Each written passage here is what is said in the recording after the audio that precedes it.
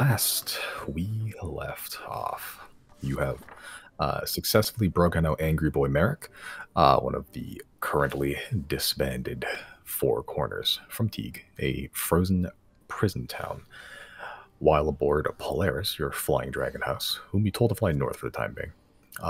Merrick went to go clean himself off after his smelly prison stint, and found a familiar small orb made of black blue metal, which activated upon being threatened by Riley. It pleaded the way it could to not being killed, where it attempted to escape, put loosely, and hide itself in a corner. After some time placating it, the orb seems to have attached itself to you, now with the name of Error. Some attempts to learn its nature. It eventually reveals some semblance of desire to return home, of which it does not know the way. A bit more prodding later, some of them charged with electricity. It attempts to reconnect with a number of things, none of them successful. Afterwards, a trip to Sylnia. Via teleport, you are filled up with food, goods, and guns, as well as some new tie-dye drip for yourselves and animal companions. Teleporting back to Polaris. A use of the scrying orb reveals that Captain Avandra Lillian Caspian is in fact still alive. The Whisperwind airship she piloted torn in half and crashed into a frozen beach on a large, mostly featureless island, from that current perspective at least. Cynicspell later reveals that she was 2 to 3 days south of Teague when she was attacked by Ratave. With that revelation in mind, you decided to turn this dragon around and search that set of island chains to potentially find some hope of rescuing Avandra as well. So, there's one important thing you missed in your summary, Simon. Yep. Brandon said the phrase, "Bippity boppity boo, I cast non-detection on you." Yeah, and that's canon now. That is the vocal component of that spell from here on. Just so we don't forget. Did you write that down in your notes? Yes, it's right under a Merrick fashion show in my notes.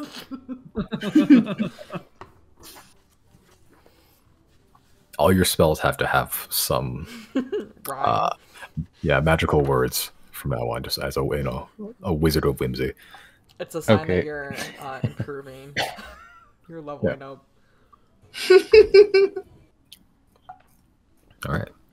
As you've given the order for Polaris to flip around, avoiding Teague as best you can.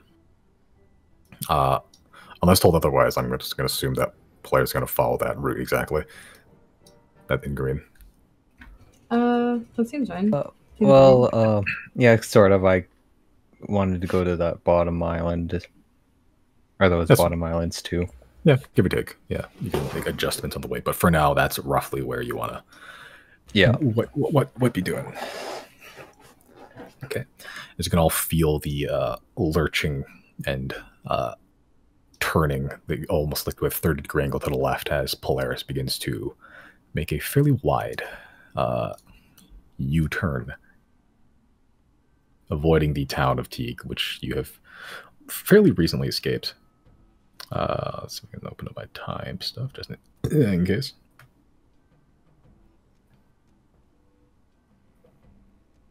Okay. All right. Polaris, with a giant house on his back, doesn't fly as fast as a normal dragon, so it's still going to take a number of days to get down there. In the meantime, someone roll a d20 for me. Not it. Can I try? Of course. This is off topic, because you know what I just realized? We fucking took, I think it was Jameson, right, into the Atney's shop with us. Now I'm worried if they will report that back to the Grand Arbiter, and he will...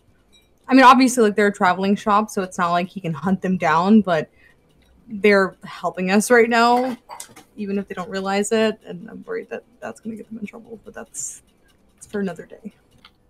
Atneys can protect themselves. And they have us as well. Okay.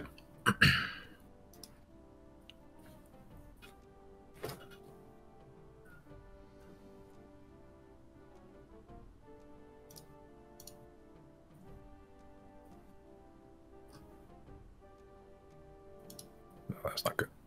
Oh, that's not good. Can't be worse than being hunted by a dragon.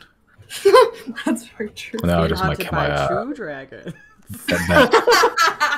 that website that I use for the calendar stuff is in maintenance, so I have to do this manually real quick. Oh, that's the not good part. Okay. Yeah. Less concerned now. Just off the dome, you could like give us 1 million gold. That could be an outcome. Nah. You could give us 2 million gold. That could be an outcome. All right, let's see. Okay, so yeah, players can fly a number of hexes in each day. Okay, there's not a huge amount of windows, just on the first and second central chamber areas, mostly in the first. So it's difficult to have any real situational awareness around you unless you're like staring out the window constantly. The first day or two of travel, fairly normal. The weather is just, cold as it is, windy as it is in Thane. Is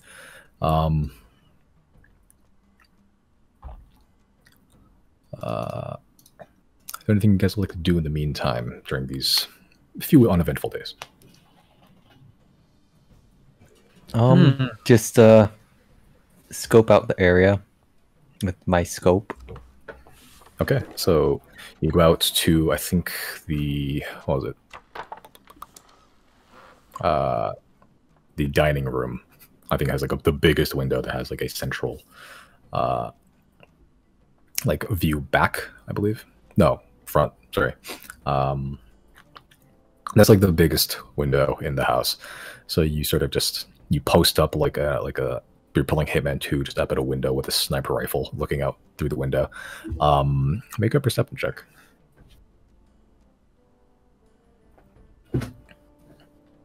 Okay.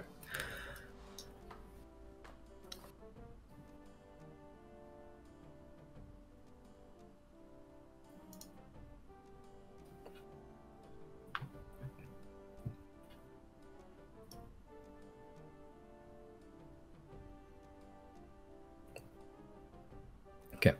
As you approach the mountain, as you're heading south, you and whoever else wants to just look out the front. I'll use Zoom for that, yeah. Yeah, it's easy enough. Make a perception check as well. Okay. All right. As you're approaching that mountain, you notice it's a fairly tall mountain.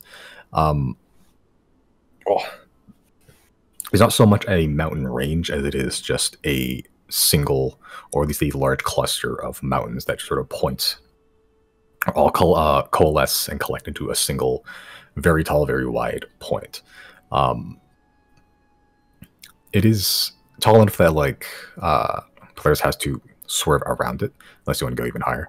But you guys are pretty high up as is, and if you flew straight ahead, you would hit the mountains. It's fairly tall.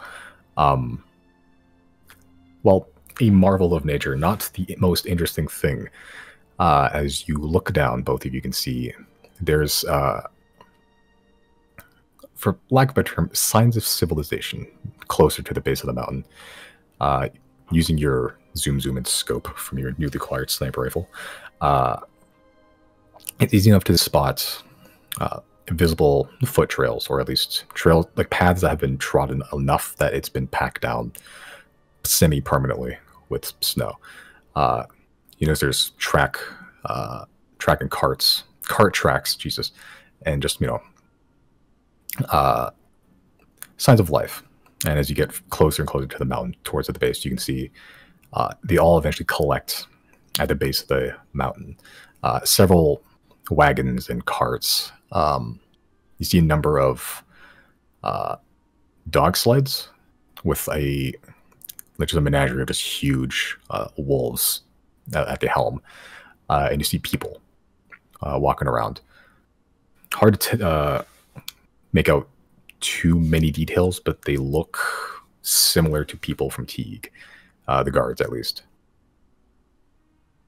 And there are just probably about 12 guards that you can see just posted around the base of this mountain. Oh, I'm very curious. Where, I mean, I guess we wouldn't really know too much. We're nowhere near the mountain where Bertave kept this stuff, right? We're nowhere in that area. Oh, no, yeah. You are several days east, yeah, in the Shard Mountains. That's where he kept his...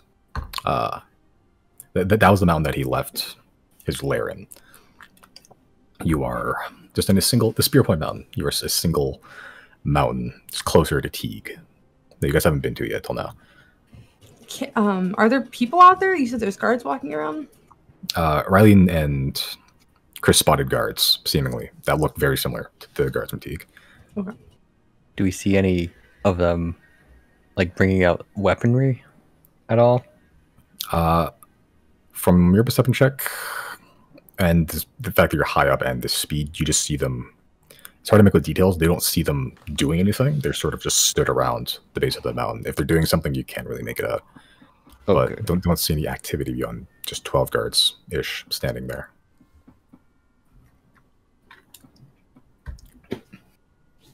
Okay. Sorry, really quick. Is anyone going to mention that us or no? Oh, it They looks look there's like a little- ants down there. I'm sorry. Yeah, I guess that's a one way of pointing it out. What he means by that is it looks like there's an outpost. Don't know if it's Teague's guard. Maybe they split off at some point. Okay, then really quick, I guess, just before I'm sorry, I'm really curious as to what they're doing. Can I scry on them really quick as we're passing over? You used... Oh, no, yeah, you have. It's been several days. Oh, in that case, I have my resources back. Yeah, it's been several days. You can execute like as many long rests as you'd like. Two long rests. As many as you like. No, I changed my mind. 2 long rests. Let me look specific with the destroying spell to see if I can... I know there's limitations to it.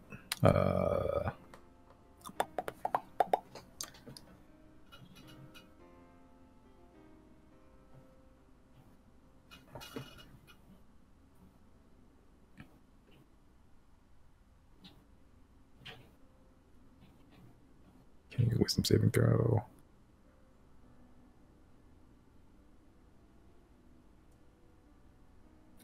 You can try. The DC will be increased or decreased, I guess, because it'd be easier to succeed considering that you yourself didn't see them. But technically, you can if you want to try. Yeah. Yeah, I'll try, I guess. Okay, so just random Teague guard down there will make a saving throw and add +5 to his roll. The DC on the thing was what, 15? The eye. Should say in the item description. Give me a second.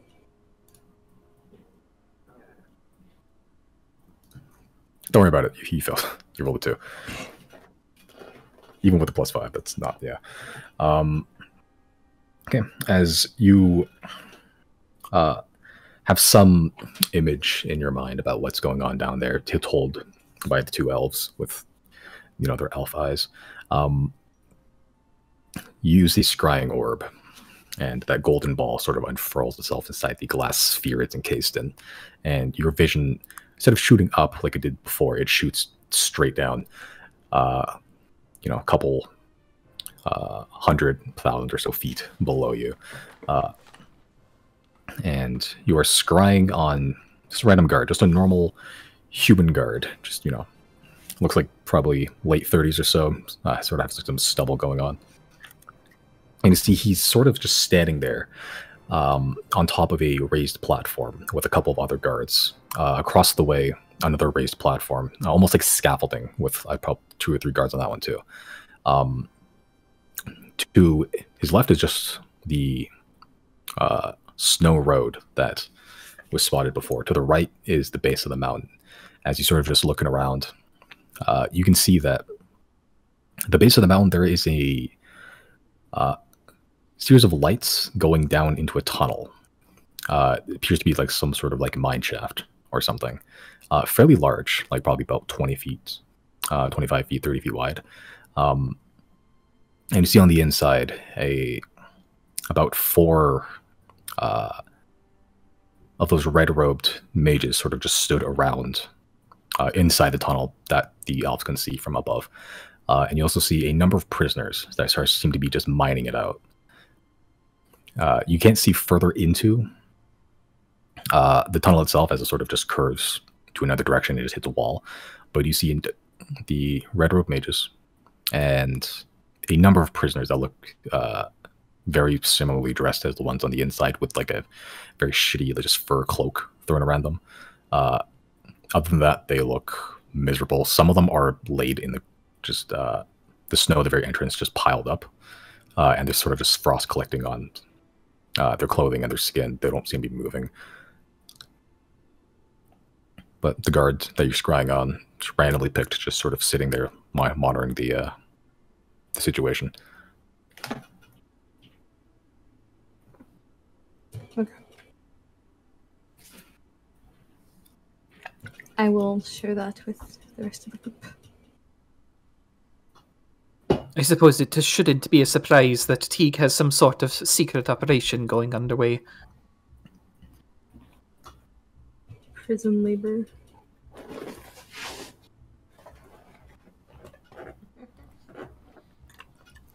Okay, for the next 10 minutes, nothing changes. Occasionally, like just a prisoner would just drop, and then that prisoner would just be checked, presumably for pulse, and then that prisoner just gets chucked into the pile. But other than that, this scry spell ends. This tunnel is pretty deep, right? You said like it has a turn. It was pretty deep. Yeah, it was. It looked like it's split. Like you could see down a little bit of ways because there is light sources going down, just normal as torches or lanterns. It's pretty wide as is, like 30 feet wide, and it was just like a fairly long, from what you can see, tunnel that sort of split to like almost like a Y shape, and it sort of just turned in. You can't see beyond that.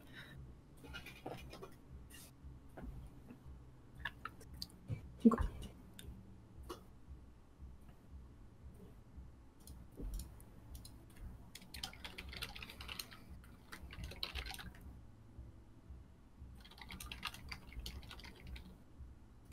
Okay. Anything else anyone would like to do for the next few days? Just check up on Evandra, make sure she's alive. We still have Okay. error, right? Yeah. The last I checked, I remember he was stuffed into your bag of holding. Ooh. I mean, he doesn't need to be in there anymore, right? That was just for a temporary. Yeah. Okay. Over the next couple days, I just want to be like, I guess, observing him, trying to like give him various foods, trying to figure out like what does he need, as a kid, does he need to sleep, just trying to figure out those type of things, as Okay. one does when you adopt a new child that you don't know anything about. Okay. Yeah. The first day, as you're sort of just almost experimenting with air, just seeing like how it reacts to certain foods, certain stimulus. Yeah, it doesn't seem to need to eat, as you sort of just put like various plates of food down. It just sort of just looks at it, and then just looks back at you. Hungry? Yeah. But it doesn't make any movement towards the food or anything. Do you need like an oil change?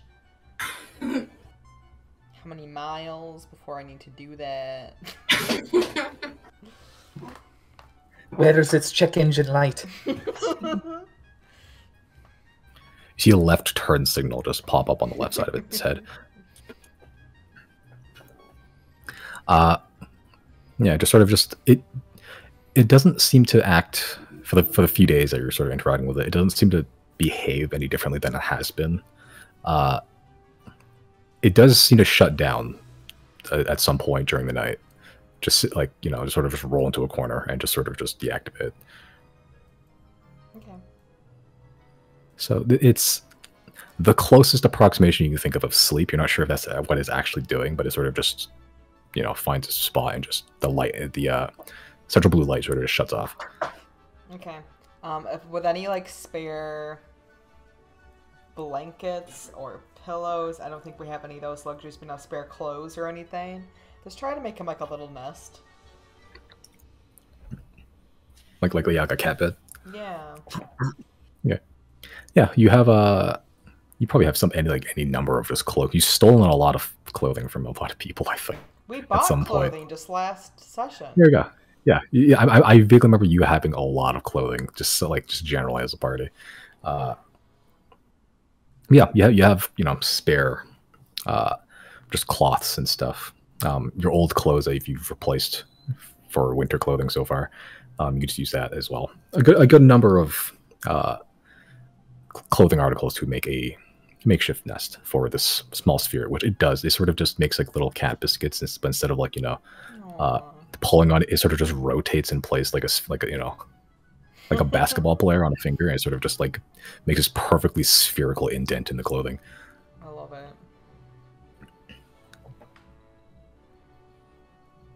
I will say at the on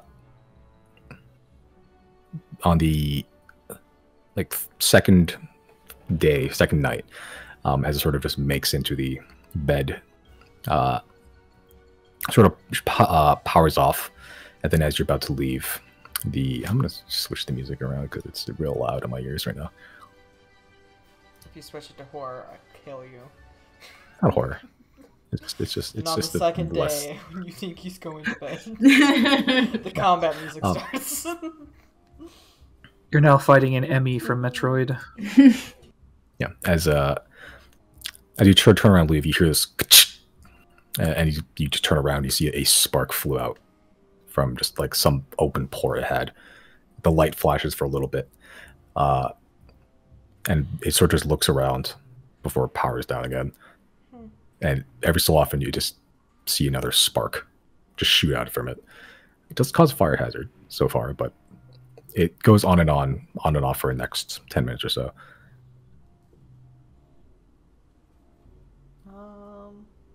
I won't ask him about it.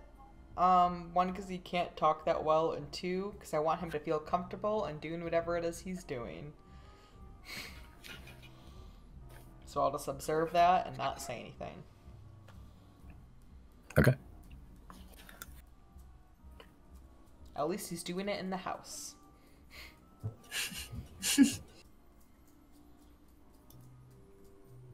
Can I check on him? Yeah. You're elf. You don't sleep. You can wake up. What time do you want to check on him? Like while he's sleeping? Yep. I'll Okay. tiptoe over there. Yeah, it's easy enough to see. Like the sort of sitting there every like couple like minute or so, it will just spark. The light will turn back on. Look around. Turn back off.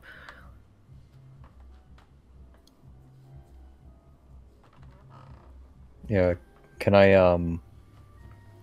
like look around where it sparks? Like pick him up? Sure. Yeah, it's just like this open. It's not a wound. It's just like this open, like a USB slot, sort of just in the sort of back left of its head, I suppose, if you could call it that. Every so often, just a spark will shoot out from there. Make a perception check.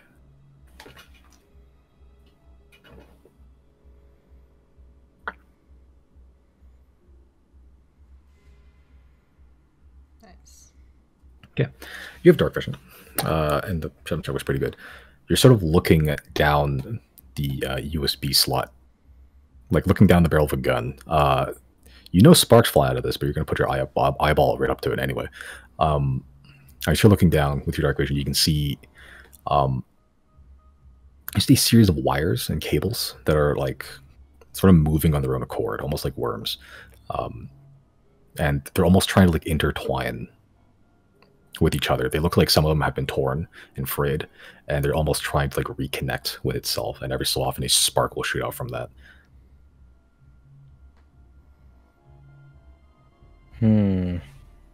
That's interesting.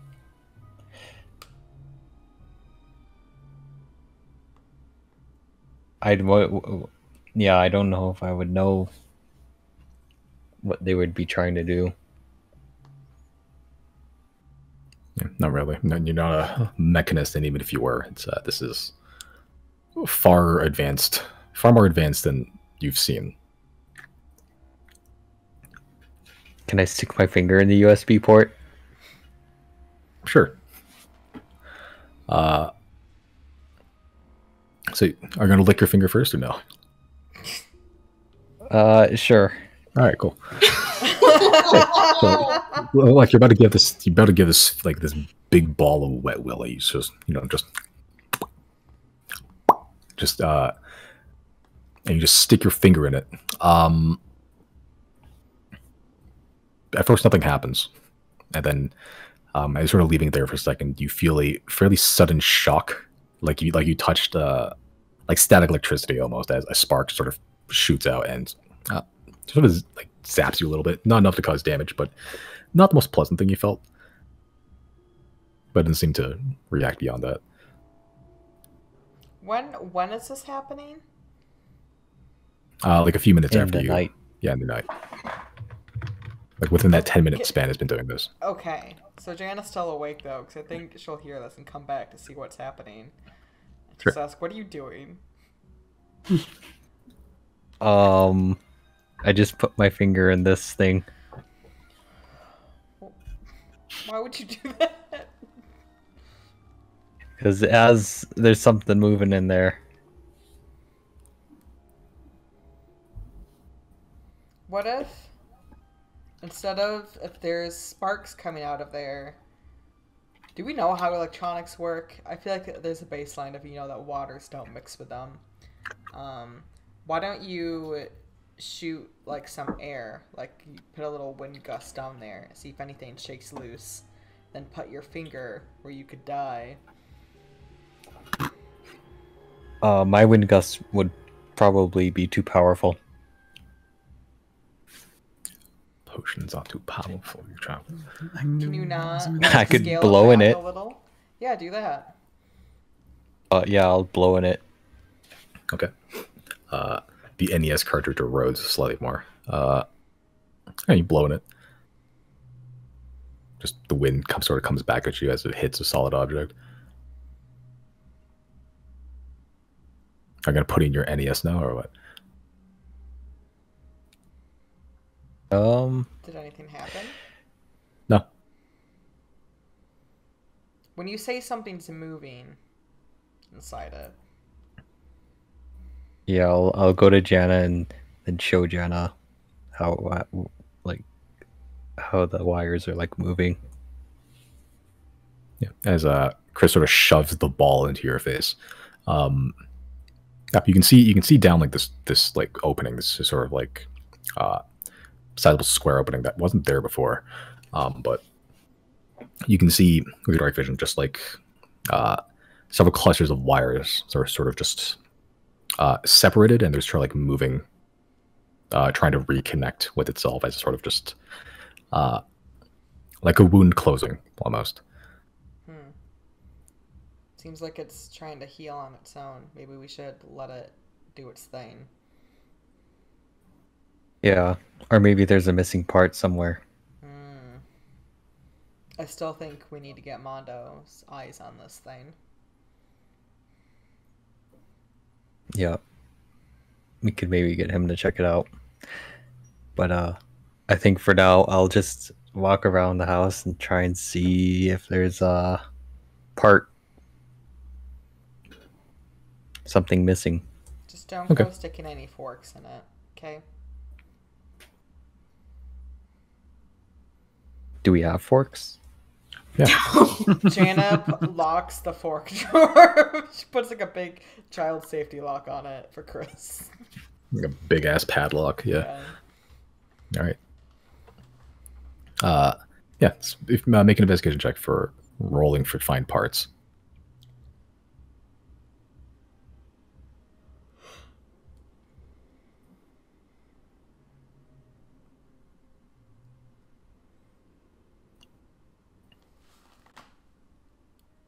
Yeah, you spend the next few minutes just looking around the house where it's rusting, where it's been, just generally up and down through the house.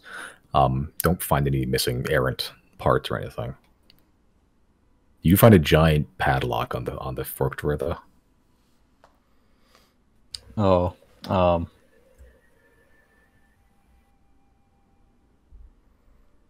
I'll cast knock on it. Okay. Okay. Janet, you hear the sound of every like child-proofing thing you've done in the house be immediately undone. Like your kid found the password to the internet. As the giant knock resounds through the house, as the padlock hits the ground with a loud thud. She just sighs. I'm at least go back to find Chris just to keep an eye on operations. Okay. At this point, the orb has stopped sparking and has not reactivated since.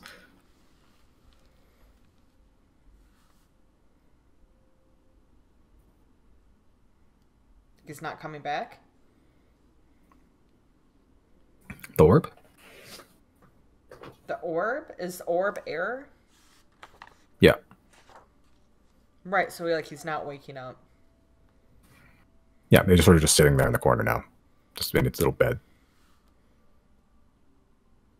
Chris, you killed him. I think he's just tired. How many pets have you had? I don't know. There's several beasts in Pratchell's mansions that we've taken care of. Many. What did Pratchell tell you when they died? Did he even tell you? I thought all of them lived forever. I'm sorry, Chris. Can I inspect error to see? Yeah. What you looking for? Signs of life. Yeah, you sort of pick up error and sort of look around. You look down that little slot. The wires seem to be intact. As you're sort of just jostling the sphere around, the light sort of powers back on as it sort of just looks as you rotates. You sort of just hear, hello? So what? So you knocked Chris, and then it immediately powered off and didn't turn back on for a while? Chris knocked the padlock off the kitchen, the fork drawer. I thought you knocked on error himself. Oh no. So did you stick a fork in him? What the fuck did he do? Oh, I did nothing. I just unlocked the lock. I totally misunderstood the whole situation. Okay, I just heard that he wasn't powering back on. Chris knocked. Okay. Yeah, it should have stopped on its own. Jana repadlocks the fork drawer and leaves. All right. Okay. Place error back in the little nest, the perfectly circular indent that it's made, and it just powers back off almost immediately. Go to bed, Chris. We'll look at error another day. We'll see if he heals on his own in the meantime. Sounds good. All right. Go. Let's see here. Timekeeping's a lot harder now. Yvandra's fine. Oh, you're gonna cast sending? Yeah. Okay, what you gonna send?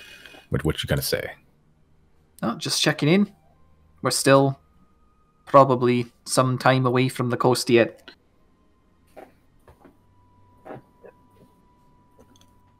Yeah.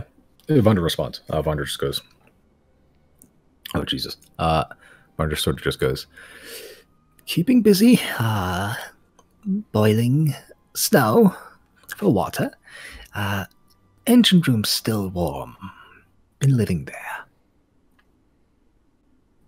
Convenient.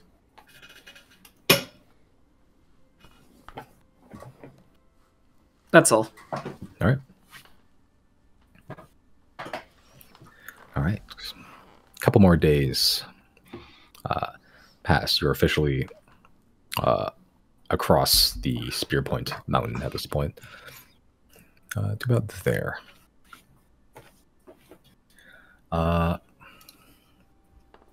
Cool. As the morning hits, a breakfast is had with what food and rations you have on the house, or you can have the mansion as well. Okay, so normal days travel. Where is everyone right now? Probably just chilling I- in my room. In the house. Okay. I'll be at the front All right. Just window. keep an eye out. Yep. Okay. Riley will occasionally join in. All right. Janet's here. Where's all the places you can even be? You have the kitchen, you have the central area, and you have the dining room. The dining room is at the front of the dragon on the first floor. Kitchen's at the back on the first floor. Second floor is just your rooms and the bathroom, and the top floor is the teleportation room, pretty much. I guess just chilling in the kitchen. All right. Yep, it's a nice kitchen. There's like weird magical flames for cooking. There is, the whole place is pretty much a cold room. What's And his you name? have- Like a calcifer? Do we have like a personal calcifer? Calcifer? That's his name, right? In Howl's Moving Castle. Oh yeah. I've never watched it. Oh, you would like it. All I know is the eggs are alive. That's all I remember. The eggs? What? Yeah, I'm not. No. alive. The eggs are alive. No, they aren't. I remember something about being eggs alive. I don't know. You were thinking, so I think you're misremembering. There is a very famous, like, making breakfast, and it's not the eggs, it's the fire underneath them, and that is calcifer. Ah. The eggs were alive at some point. I mean, yeah, well, no. You're killing them before they're alive. Let's not go there. The point is, we're in the kitchen with Dinah. Yeah, kitchen very nice. Kitchen is well stocked with a bunch of ice knives. And stove is it's like a blue flame that's Literal knives still hot. made out of ice. Not... Mhm. Okay. yeah. Almost I everything was here thinking is made of like the ice and big, stuff. giant, like ice sculptor knives. I'm like, wow, that's weird. Okay, I'm sorry. No. Kitchen knives made of knives, yeah, just a load of them. Got it. Where's your at? What's Merrick doing? He's sort of just sitting on the ground, really. Sort of just sitting, like he's just sitting and looking at the ground, being broody. What room is he in? In the sort of outside of where all your rooms are. That's where he's been sleeping. So In the hall? in the hall, yeah, just in that little central area where all the rooms meet in the bathroom. Do we not have a couch? No. I think we've been over this. Yeah. He just like sleeps in a chair or something. I guess I'll just. He doesn't seem to have an issue sleeping on the ground. So I'm going to approach him and ask him, do you want to use the bed? I'm fine on the ground. Don't we have elves who like don't use their bed the whole time or need to? Yeah, they like meditate. I can't Are you tell sure? other people what to do with their beds, but I like my bed. As long as I'm not using mine, you can have it. Yeah, there's like 3 beds that are available if you want to take a day nap and, you know, and not the floor. I'm more used to the floor. Where did you sleep before? The floor. Before Teague, you slept on the floor? Yeah. Did the Four Corners never get like a hotel room? We did. And you slept on the floor? Yes. Okay. Zero. You say that as if I've not been doing that the whole time as well. Yeah, but you're different. Well, I've been on the Riley's bed. built different, confirmed.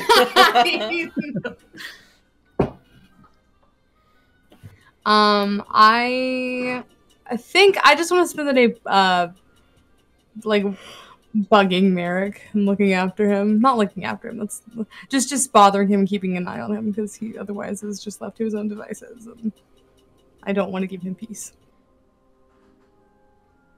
Okay. Just make a general persuasion check, Hold on. Fuck. just to see how what's his disposition towards your So if he's sleeping on the floor in the hallway, is it like every time someone needs to pee in the night, they have to like step on him? I want to step on him. Like it's like a central like circular chamber. So like there's still a wide enough, and like in the center is like the stairwell where everything connects. There's still enough room to walk around him, but he's there. I'm very confident Chris steps on him. On purpose. Chris has just become accustomed to seeing Merrick as like the help. Oh my god. Oh, weird, a Merrick-shaped It's a rug. persuasion. Time to wipe my Persuasion. feet on it. Merrick-shaped rug. Okay. So he doesn't tell you to fuck off for however long you want to do this. I wouldn't even if he told me to. Yeah, but he sort of just, but like any question you ask, anything you say, he can respond with like 3-word sentences. just very quick and snippy. Not snippy as the attitude, just snippy as in it's short. Good. I persist. I don't care. Okay. Riley and Chris make perception checks.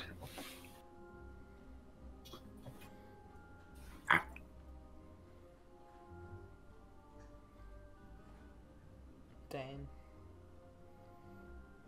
I can see for fucking miles. What even is... like, what did you even roll? What did I roll? I rolled Can't do like a 15? a 17, I think. Yeah, I rolled a 17. Yeah. 17 plus 5 plus 9. Yeah. Nuts. Okay. Riley, you would spot this first. Because you can see into the fucking ether at this point. You're sort of going ahead, and you see, as you're flying straight ahead, southeast or so, you see coming from the west to your right, from like 1 or 2 o'clock, and at an angle, very fast moving clouds, like a whole sheet of it, like the clouds themselves above you are dark, and they are moving very swiftly towards your direction, and you can see that below it, it's almost like this almost opaque sheet of ice and snow, and it's very, very quickly like racing towards you. Oh. Wait, is it chasing us like from behind us, or are we going towards it? It's coming from like 1 or 2 o'clock, like at an angle, just approaching very quickly. Like it's a whole wall of it. It's not like a single cloud or anything. It's like the horizon suddenly darkens with white. We're in for a bumpy ride. Mr. Dragon, you should probably land. This I can do. As you don't. Polaris doesn't dive bomb because that would kill everyone inside the house, but he does spiral. There is still land below you. Okay.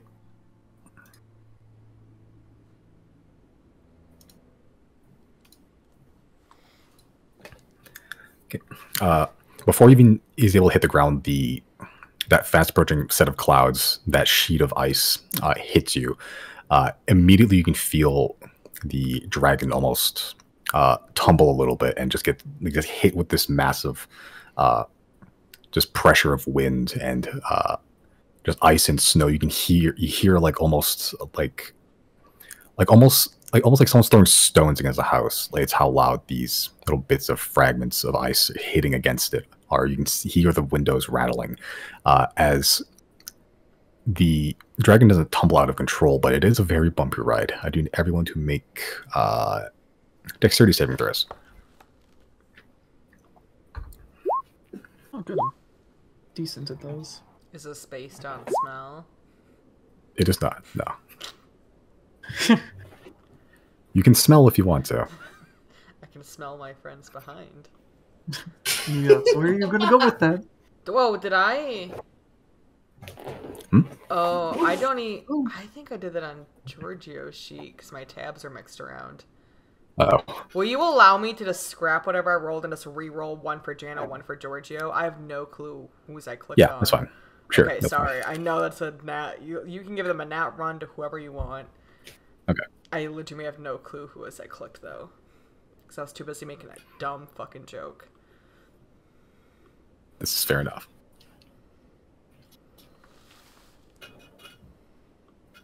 Okay.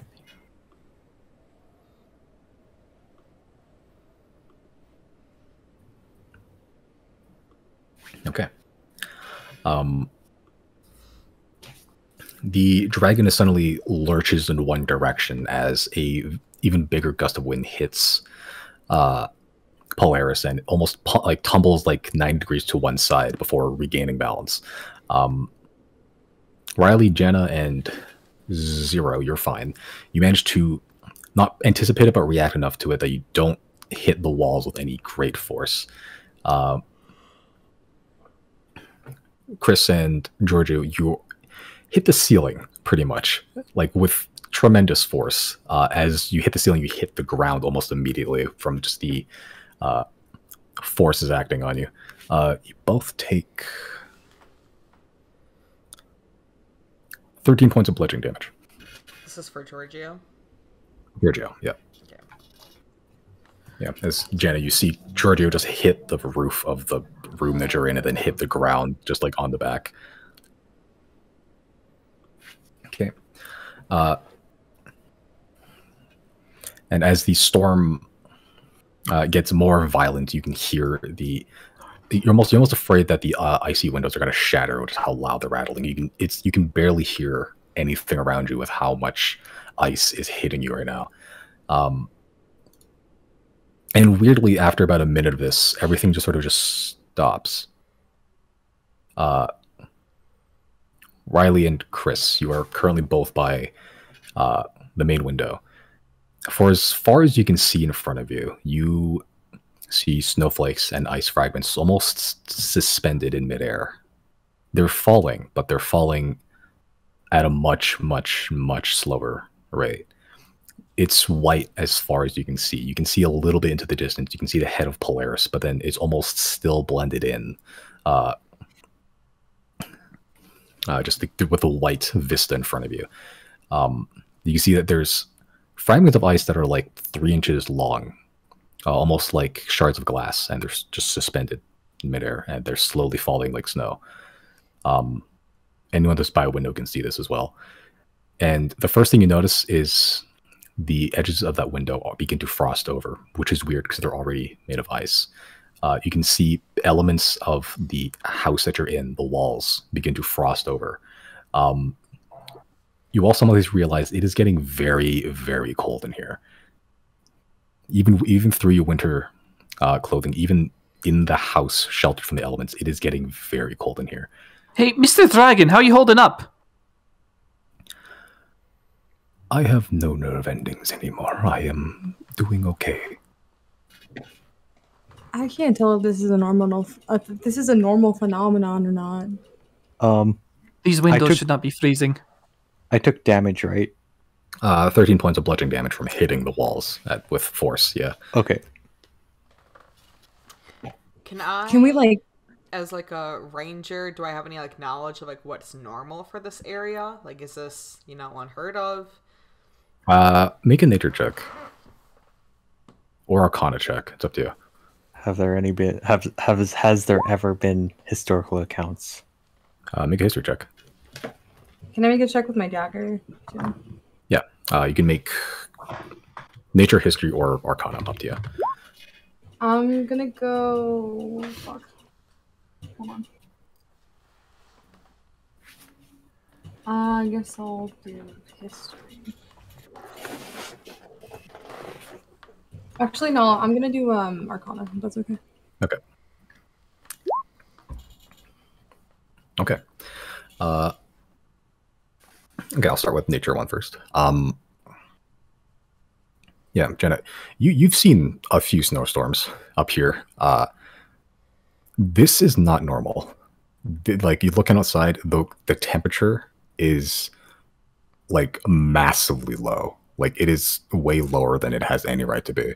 And just the fact that like it's silent in here, like even though you're speaking, it's almost like the words are a little muffled around you.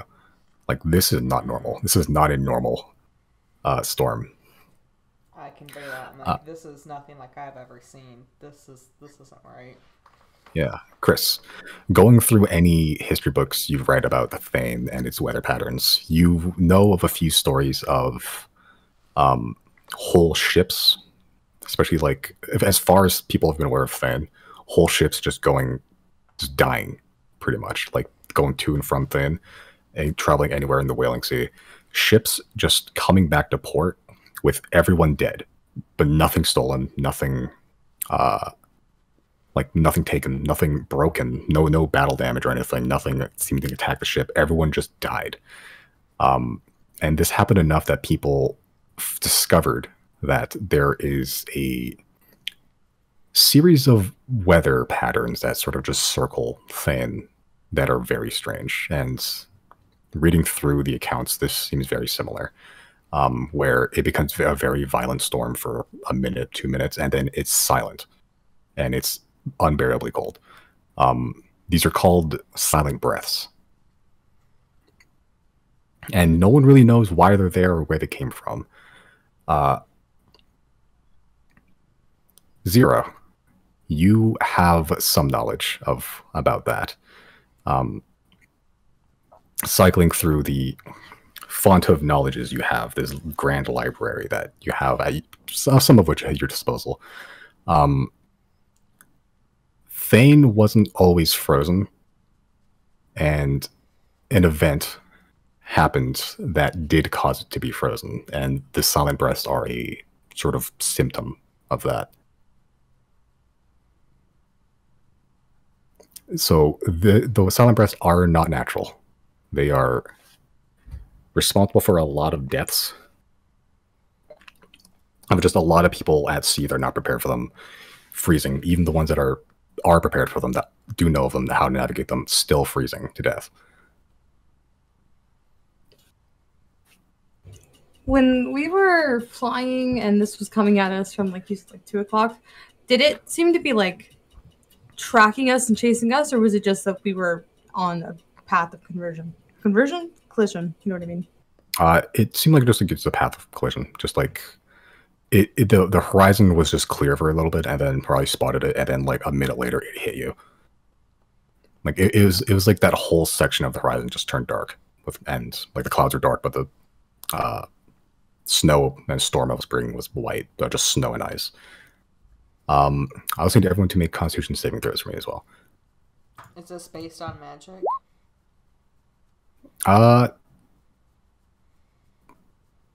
Technically no. It's just cold.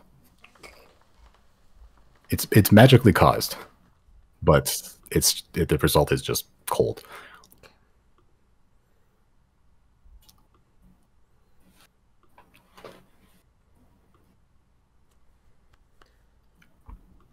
Okay.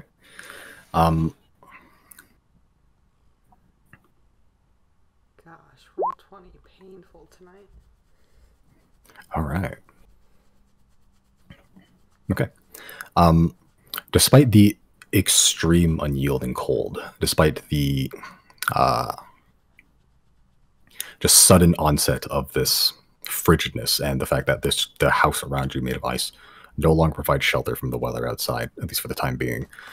You all managed to weather the cold, for now at least, as Polaris, after another few minutes or so, finally lands and sort of just curls up and huddles, trying to keep as much heat as he can. It is not windy. It's not. You don't hear anything outside. Almost any sound inside the house that you make is almost muffled, like it's like someone put a blanket over it. As the floors begin to slick with this fresh frost as well.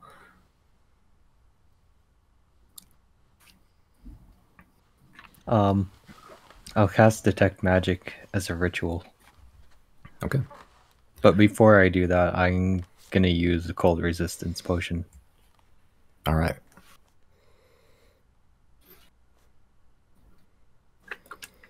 Gives you resistance, right? Not immunity. Yeah, resistance. Okay. How long does that last? It lasts, I think, an hour. Okay. Okay. It does take the edge off a little bit, but an hour, it's that unyielding cold's gonna come back because I'm gonna chill you very quickly. Do we know how long these usually last?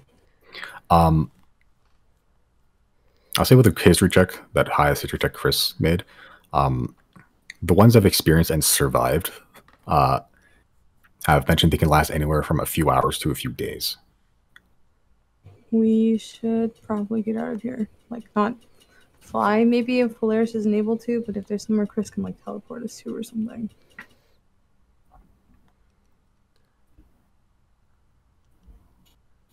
Do I feel If I like I've done teleport this us before? somewhere. Survive freezing? How can I check in on that ball thing that I have, the big black ball? Okay. Yeah, it's frosted over. You can see like the lens is almost like this like a frozen milk mustache just around at the edges. Just to put everything together in my brain. Like, does this feel like when I was in whatever it was, like with the mammoths? Does this feel like that kind of cold or that kind of situation? It's pretty cold, but it's not a similar sense. This feels like this is something different. The mammoth thing. It felt like it was just really cold, and you're in a blizzard with that you were not prepared for. This feels like you're being suffocated with cold. Okay, so I feel like nothing to do. Like I have nothing. Like I should not try to use the ball in it. Like this seems like this is something else different. Okay. You can give it a shot if you want to. It's up to you. I mean, I guess if we're just trying, yeah, I guess I don't even know what I would try to take the ball out and then touch it and see if I don't die. Okay. You touch the ball. It's cold, but it's not as cold as the surroundings around you. Nothing happens immediately, at least, as you sort of place your hand on it.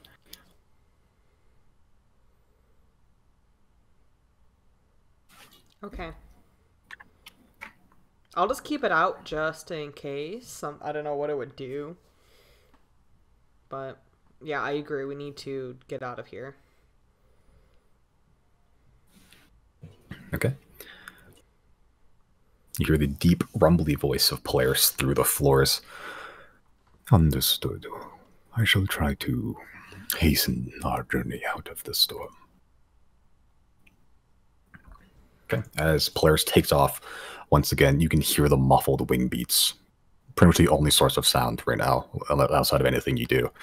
So just take out. And it's very eerie because it's almost like you're flying through water.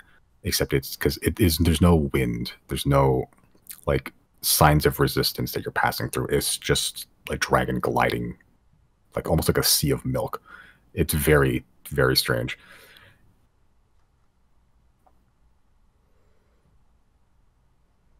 And it's still pretty cold inside, right? It was cold as fuck. Yeah. I'm gonna cast Water Walk. Okay. You're able to walk on water.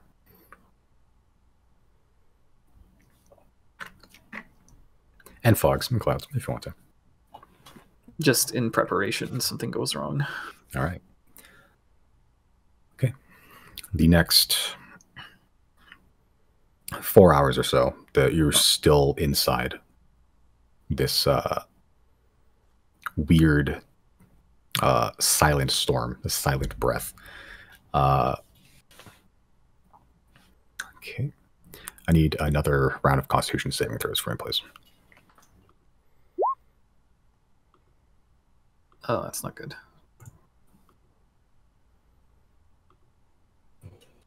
Oof. Did the music stop for anyone else? Yep. Because it's silent. We're in a silent breath. Sorry. There's no wind, no nothing. Does the potion help with this? Right. Or is Yeah. Yeah. I'd say it gives you advantage. Okay. Yeah. It only lasts an hour. Yeah, whatever. Fuck Well, it. Nah, well, okay. Okay, so Riley, Jenna, and Chris, you both take a point of exhaustion. As the cold begins to get to you, you can feel your fingers and extremities numbing at the point that you can't really feel anything with them at this point, and you're having difficulty functioning at a normal pace. Like walking's a little bit difficult because you can it's almost like every movement becomes stiff with the cold. So I'm going to guess that Merrick didn't have to deal with this. Oh, he's fine. He's rolling. He's just has a really high constitution. No, I mean while you were in Teague. No, nothing like this.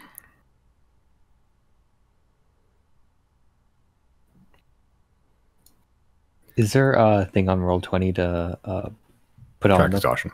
Yeah, I can turn on the exhaustion thing real quick. You can check the gears, the gear option, setting option. There's like one of them on the right, I think, is exhaustion. You can turn on exhaustion, show exhaustion tracking. Yeah. Oh, okay. There we go. So whoever has exhaustion, you can try that. Or just keep track of it elsewhere. In the settings on the very right box in the top left, somewhere in that box, there's exhaustion tracking. Or you can write it down. Just let me know how many exhaustion points you have.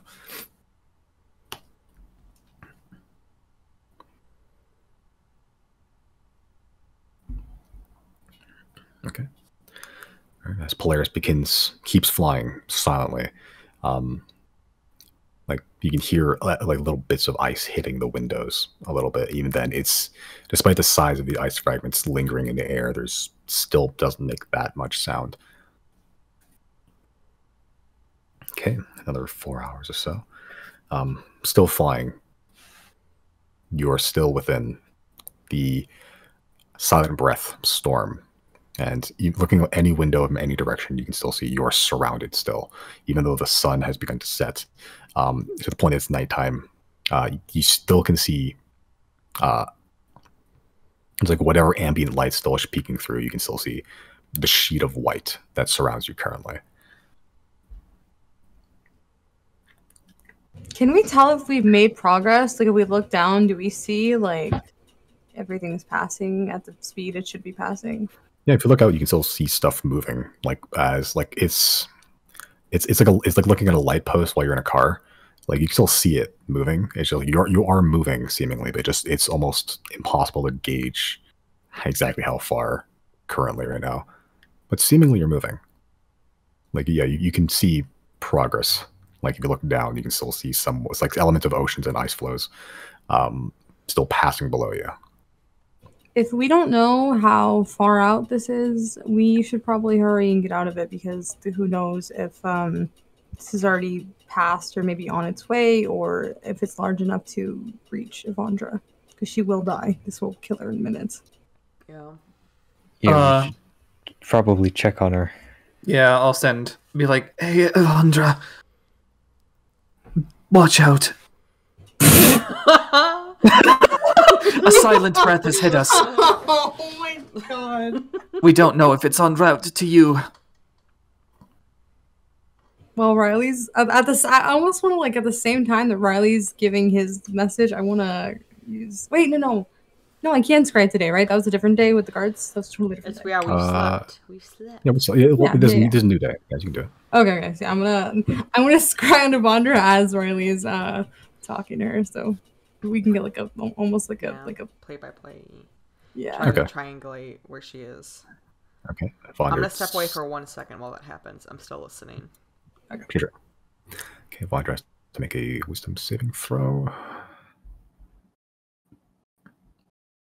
I'll say that you've met the targets. You don't have anything.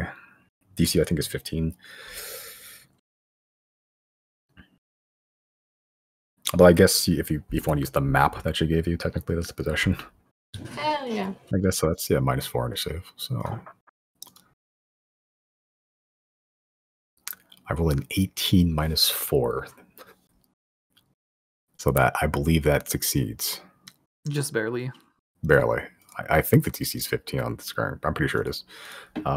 Yeah. Okay, as you send the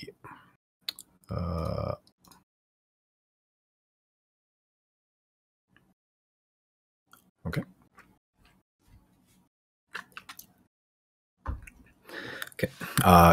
Riley here sort of just, well, I've heard that those things can be quite nasty. If one hits here, well, don't think I'll be alive any longer, but thank you for the heads up. Zero, as you sort of scry, you can see Vondra hasn't moved from her spot. She's still like within, especially this hour, she's like in the engine room of the Whisper Wind. That still seemed to be active. It's like pumping it's sort of at a slant now because it's crashed into the beach, but the engine seems to be active still. Like that blue crystal seem to be pumping and lighting up. You can still hear mechanical noises. The room's sort of filling up with like blue smoke though. She's almost like hotboxing herself in there with like magic crystal dust. Make a perception check. I thought I failed my scry. No, she has to make a saving throw, and then I rolled an 18, but because you have a possession of her thing, it's -4 to okay, her sorry. roll. I thought I rolled though. My bad. No, I don't know what they thought. They're good. You're good. The scry still goes barely, but it still goes. Make a perception check. Okay. Yeah. Yeah. She's just sort of sitting there. She seems fine. Her arm's still not active. You see in the corner that one construct still there, like still damaged, but active seemingly. She seems alive.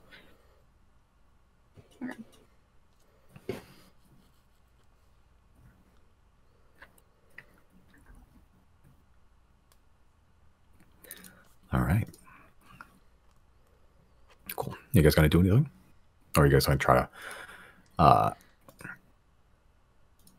just power through the weather? I think we're trying to ride the storm out. Yeah.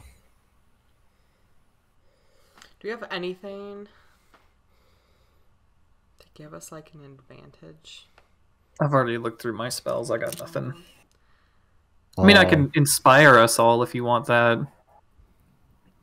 Oh.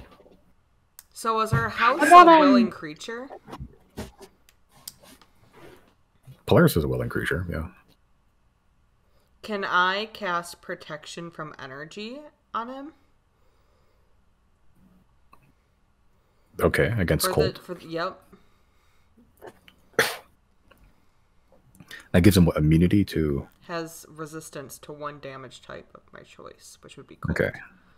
Okay, he already has immunity to cold. Because he's an ice dragon. He's an ice dragon, so yeah. Do anything. Yeah, just letting you know. Yeah, but the house is like the house isn't part of Polaris. He's wearing it technically. So like it would affect him for sure. But like it's Oh, can I still cast this like on us though? Because we're still getting damage from like cold, right? yeah, you still cast on yourselves. Hell yeah. And this lasts 1 action up to 1 hour. Okay. Can I so this okay. How do I work through what I'm asking? This is a concentration spell. Can I cast it like use multiple spell slots to cast it on everybody, and as long as my concentration doesn't break, or can I only cast it on one person? It depends if you can upcast it to cast on more people. If not, then it'll affect one person. It doesn't specify. So I'm Action assuming from energy. Yeah, it doesn't say that it doesn't specify, so it's just okay. it's just one person. Then I'm gonna cast it on myself. Sorry, everyone else. You're good. Does Tiny Hut protect from environmental stuff like this or no? You can try. That is a Asking fantastic smart. question. I'm asking the bard. Or Also wondering if mansion? magic. How Yeah, far- the how far can we mansion. Oh yeah, we could just go to the mansion well, whole time. I don't know if he has it prepped as something. I don't know what wizards have to do to get their spells ready. what I could do, Spells and other magical effects 'Cause I can't don't- extend through the dome or be cast through it. I don't Yeah. have Get prepared. Magnificent Mansion prepared, but we could let Polaris keep on going while we teleport somewhere else warm. I'm not For the night. actually comfortable with that. I like Zero's idea. I don't like the idea of leaving Polaris back here because if something happens, we are not going to know until it's too late. Let's just try the tiny hut. Give me Yeah. 10 minutes. I'm casting it as a ritual. 10 minutes. Fucking hell, it's cold. Okay, so after Bring yeah, How are you Huddle holding that? Dome. nothing I'm not used to. Yeah, he's a +9 to his Constitution saving throw, so he's balling. He's good. Okay. Yep. So it has been a number of hours since the last saving throw before this. So I need everyone make another Constitution saving throw for me, please. This is before tiny hut goes off. Yeah. Before Tiny Hut, yeah. Does Joanna now get any type because she has resistance? Or does like if I fail, I'll just take less damage or something? You're not taking damage, you're getting exhaustion points. But I'll say because you do have that spell, resist the cold, I'll say you have advantage on the saving throw. What is happening with the rolls? Doesn't even need it. It was like 9, 10, 11, Just in 12, case. 13. Oh, that's crazy. Holy shit. Wow. Okay. All right. Yeah, you all managed to power through the cold for now, including Giorgio. Yay. DC is 10. I'm standing just a little too close to Merrick, and I'm leeching off his body heat. That's my explanation. Okay.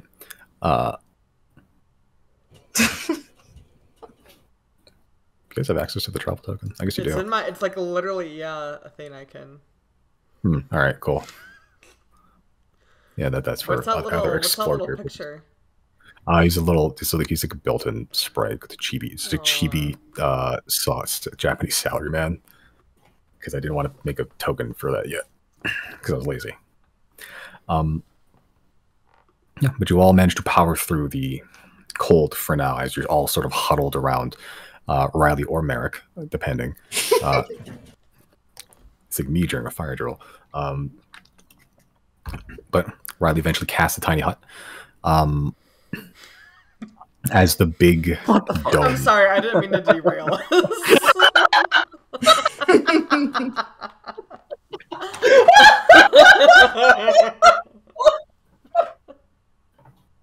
What happened? Oh, I get that reference. Oh, that's funny. Oh, do you send something? Wait, what is that a reference to besides No. just Brandon/Chris/Brandon's new character? The joke is that he's Goku. And abridged Goku has a line, "I'm insane!" from Earth. He means Saiyan. God. I hate it here. Tiny hut goes up. As that dome sort of erupts from Riley and encompasses all of you. It is a welcome relief to be in a balmy 22 degrees Celsius dome, at least for the time being, for the next 8 hours. The effects of the tongue breath seem to not reach you in here. Wow, Zero. Nice. How'd you know my spell better than me? I do not. Now we're thinking. I just make lucky guesses. Oh, yeah. Can we call this one the Cuddle Dome? Aww. Are we all just like really, really like? There's too many people in here, right? There's like. Doesn't Merrick take up like 50% of it? Just He's a I'm squat dancing boy. in there. So you're dancing. Yeah, because I'm what happy. kind of dance?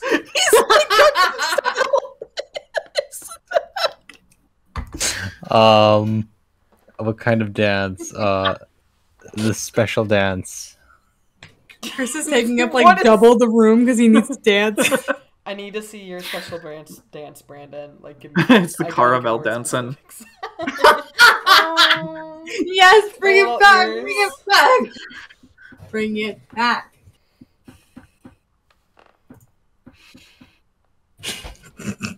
What are the moves, Brandon? What's Very.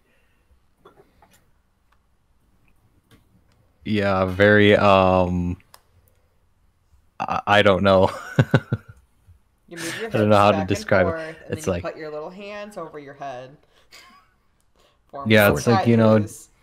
Doing that, maybe doing Fortnite like a default dance? lasso, or like let's Would you see, say a what's lasso? another one? Yeah, and then you and then you what's another one? Chris is one of these. Disco. We'll do that one too. but all at the same time? Yeah. Chris is Right. taking up like a quarter of the dome just for dancing. Okay. All right. As Chris just boogie woogies in the corner, just trying to heat up. I imagine. Do you ever stop dancing? Only on the bed. Jana claps When I'm whenever you meditating. stop. Whenever you stop, whenever you cease dancing, Jana will clap for you.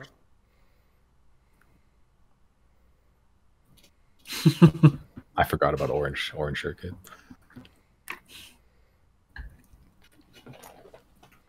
But the dome is up. Chris is boogieing. Boogie down. What is the rest of you guys doing? Watching him. All right. Yeah. Staring in disgust.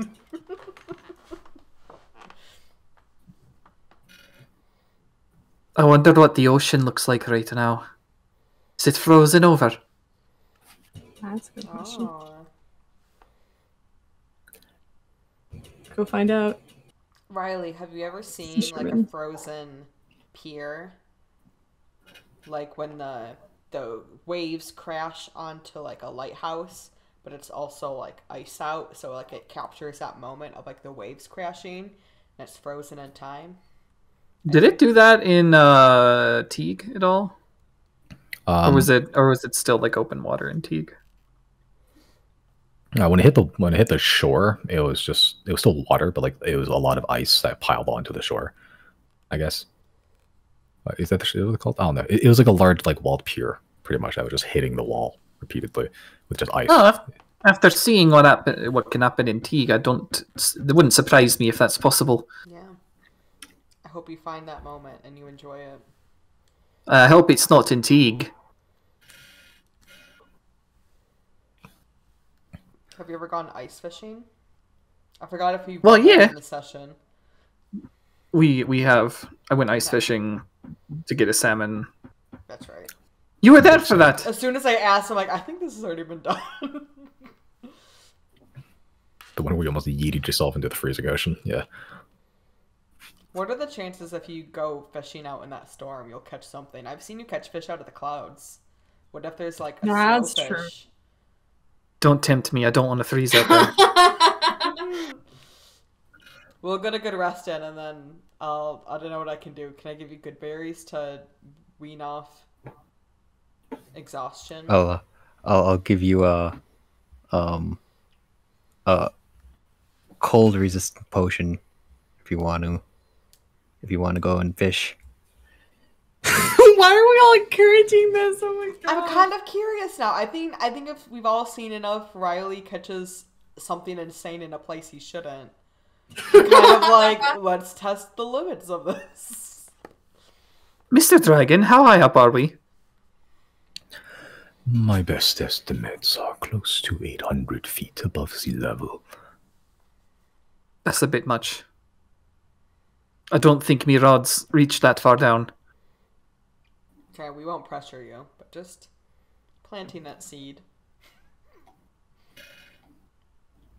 Chaos.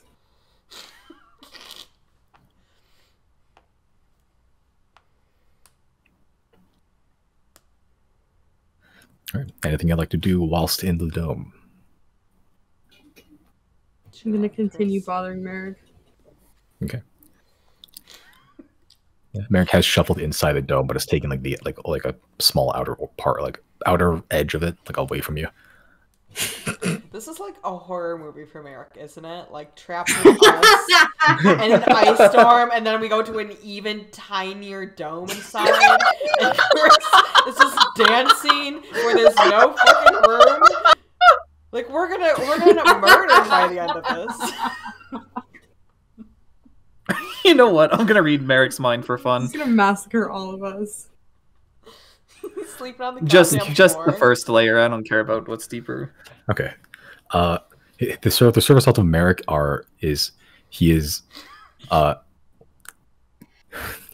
he's deeply contemplating the benefits of being rescued from the prison. Riley's gonna like hide a chuckle. You can see this like 10-mile stare directly to the floor. Hold on. This is Merrick right now. I gotta find it.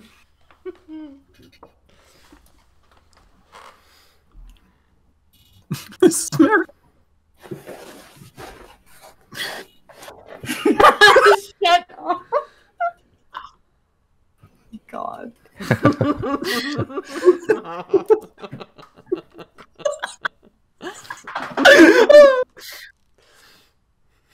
Yeah, not untrue.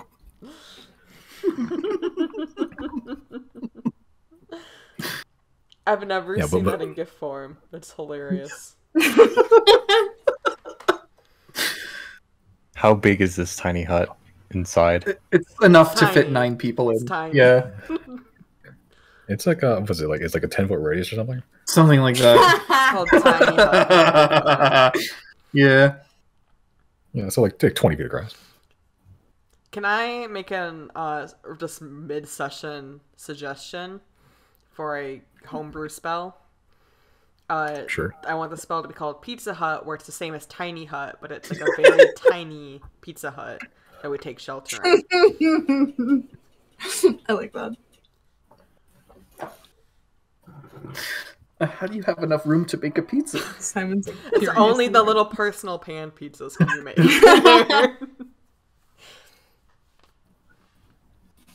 Pizza wizards. I want a It's like an wizard. easy bake.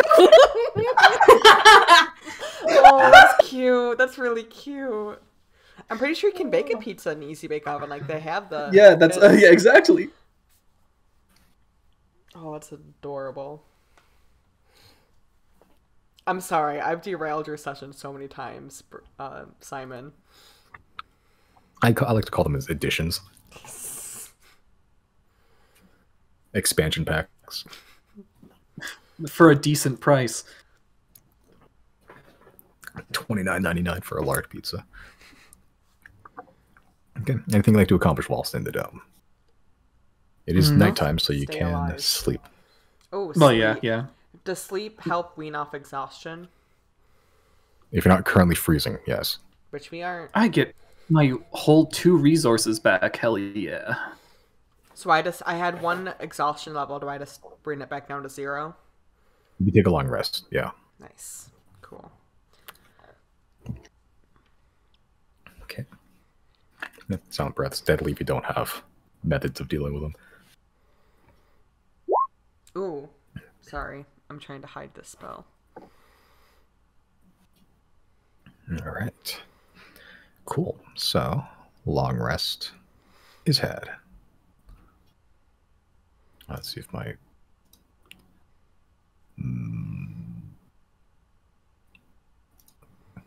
Ha ha!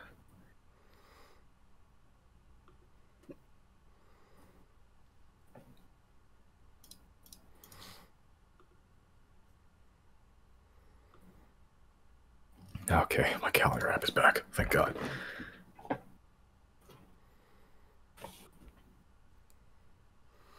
All right, but the morning does come eventually.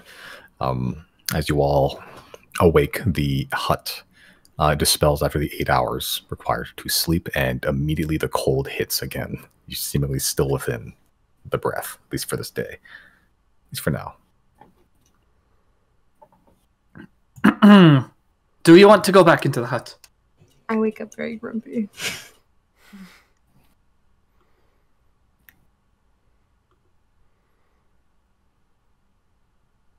Hut. I mean, if you have the resources available, I would not complain, but Give me 10 minutes then. Simon? Oh, sorry. Quick Yeah. question about a spell. Daylight, what? Because this isn't like darkness around us. It's just because there's so much snow, presumably. So, like, daylight would be ineffective into being able to see out, right? Probably. Yeah, it's not dark. It's still light enough outside. It's just a Right. big sheet of like it's like a whiteout, pretty much. I thought so. Just wanted to check. Yeah. You could blind everyone around you in the 60-foot radius. What if I? It'd be super hilarious. Oh, yeah. I don't think I have a spell that makes. I'm saying we make it dark first, then we get daylight. So maybe you do have darkness, I think. I have A dark darkness. vision. Yeah. Okay. Okay. So if Riley wants to put up the tiny hut, I'll say you guys aren't out in the cold for too long when the tiny hut goes up. Not enough for exhaustion, yeah. So far, yeah. So yeah, you guys can stay in the hut as long as Riley stays in the hut. Yeah, you can just keep ritual casting that through the whole day. So yeah. Cool. All right. Anything you like to do whilst during this day? If Riley hut, if Riley hut, Nobody Riley- out-Rileys the hut. Can we check? The lady Cut me off guard. I'm so sorry. I'm sorry. Click at the house. Riley's in the house. Can I just check on Polaris? Just like how's he doing? I am doing well. This weather seems to not affect this body too Right. much. That's good. You're doing a great job. Let us know if you need any breaks or anything. Should we try to check on? Oh, I forgot. her Error? name. Error should be Alondra? fine. Yeah, Alondra. Thank you. I can send another message, I suppose. Any changes today? Send.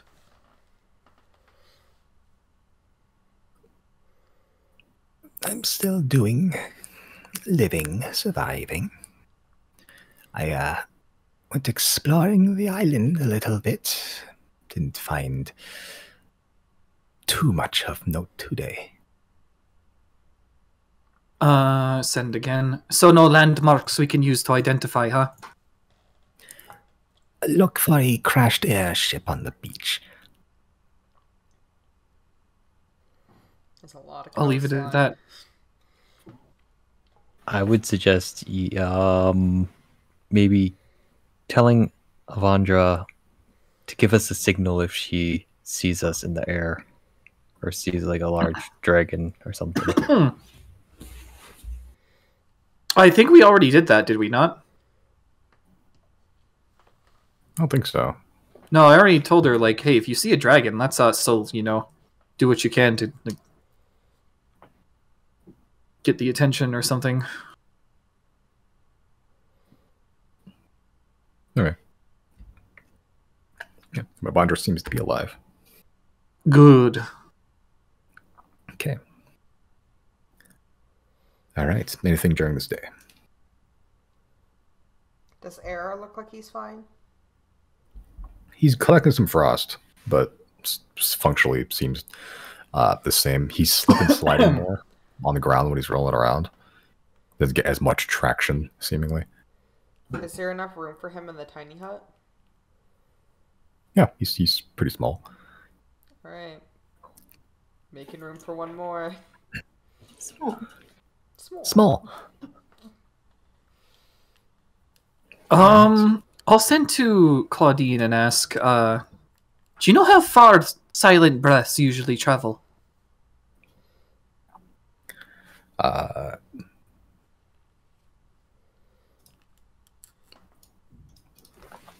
You hear back after a minute or so. Ooh, silent breaths.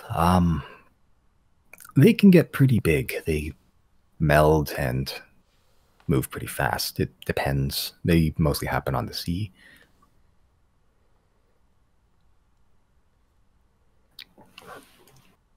Well, looks like we're in it for the long haul. Not that that's much of a problem anymore. But if it reaches Avandra, we're kind of screwed. Yeah. Let's just keep going. Okay. All right, but this day, other than the cold, uneventful. Okay. So, Do we have like cards or something? I'm pretty sure one of us has like a plain deck. Can you play some like Egyptian rat screw or something to pass the time? What the hell is that? Yeah, what's an Egyptian? Are we're gonna play some Carthaginian Old mousefuck. Maid, with a like a card game. Play some hearts. I don't know how to play hearts. Card game. Well, this will help us pass the time and get really mad at each other. I'd rather be playing a squid game. At least you can fish those. Boo. I'm gonna start putting on a puppet show using minor illusion. I'll just make it a really violent puppet show. Violent puppet show. Yes. All right. Yeah, you tell the tale of a man down on his luck entering a game where they play children's games for money. My puppet wants to destroy the universe. Why do you have a puppet? Fuck. Where does Chris's puppet come from? Conjure like a physical Yeah. puppet. My puppet comes from the dark dimension. Every summoned it dark does. magician from the shadow realm.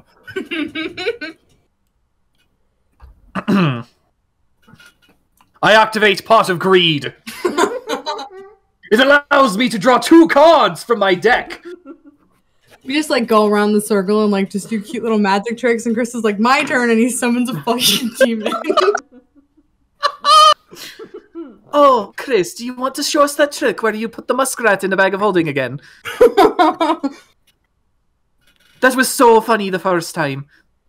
Oh, just a hoot. I might be able to find one somewhere. I might have some bones.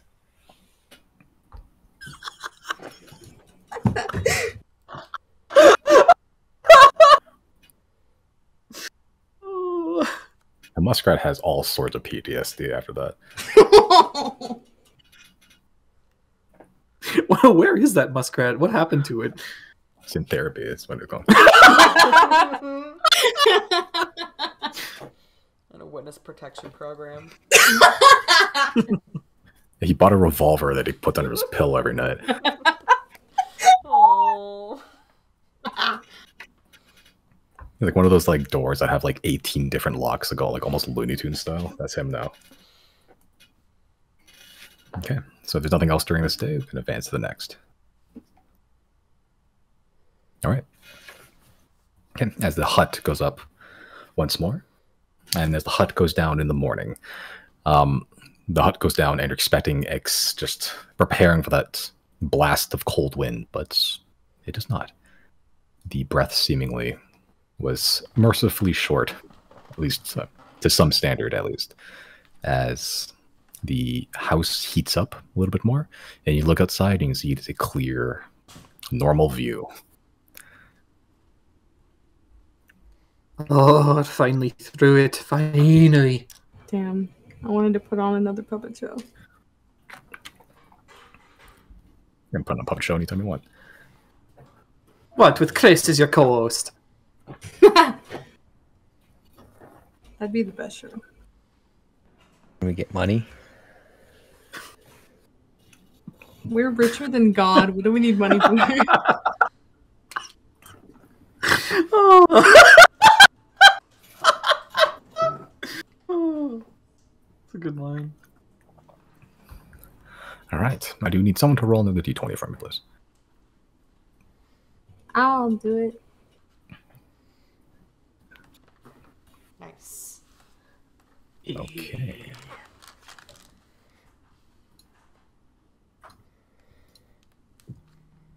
A second silent breath rolls in. Since you love the first one so much.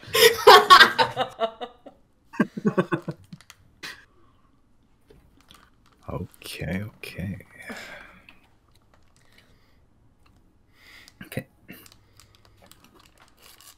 You've finally passed the landmass below you, and you can see you're sort of in between two stretches of land at this point. As you look down, you can still see the familiar ice flows and the there's chunks of broken ice islands, for lack of a better word. Okay, as the morning rolls over.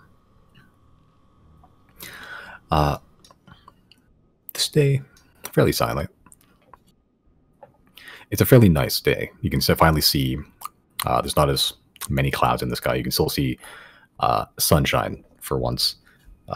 Like actual sunshine, not like overcast. Straight up, the sun is there, which is a welcome change of pace considering the frozen hell you subject yourselves to for the last like 3-4 weeks and the last 2 days.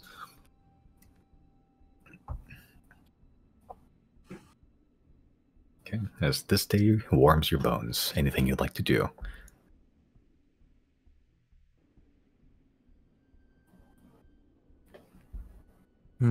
Nope. Why'd you waste your roll? That was to determine whether or not Riley was going to be careless enough to go fishing. He is completely staved off the desire. No. Now there's not even any danger. We should like put up like I want to go out there and just like hang out with Polaris, but I would literally just like fly off the fucking deck. We should put like a ladder or something, like a rope ladder going from like the top of his head down his back. Would he like that? I mean, not like I don't know, not like nail it to him, just like attach something to him so we can come check on him physically. Polaris, would that bother you? I will do as the master wishes. That's not the question. It would not impede flight in any way. But would it annoy you? Would you prefer we stay inside the vehicle? What's that phrase on a roller coaster? Keep all hands inside the moving vehicle? Or would you like some company every now and then? I do as the master wishes. I have neither need nor want. I simply serve. That's fucked. It's like Merrick. Listen, Polaris. We're not like any other boss. We're like a cool boss. Here's another thing you need to tackle as well. One day, all 5 of us are going to be dead. Not Janet. Janet does. Not Chris, probably either. Okay, that's the most likely scenario. If all the masters should perish, unfortunately, then I will revert back into the house in the head form. How'd you end up this way? Like, were you Oh, once I a have real no- person? Was that your real head? Oh, I have no idea. I simply serve. I have no memory of anything that happened in my past, if I had one. Is this like going to be an Aladdin situation where now we're sympathizing with our house, and we're we're gonna free him at the end of our journey? Because I'm okay with that. Hey, Zero, you could probably ask Kierkegaard what's up with him. What's up with Claire's? Yeah. Yeah. Kinda guess. What am I asking exactly? Like, Did he was he like Origin, a real perhaps? person? Backstory. Anything Amori can do beyond just serving us. I feel like in my head the worst fear is like this was just like a guy and an evil wizard like Pratchell or Chris like what, not them specifically but someone like them comes along. It's like I'm just gonna make your life hell and just turns them into this situation. And this is now how they've been passing centuries. I think I'm more of like a Siri or Alexa, but yes, I will use one of the charges on my dagger, I guess, to make an Arcana check to see if I can find the origins of this being. Yep, the Arcana, yep.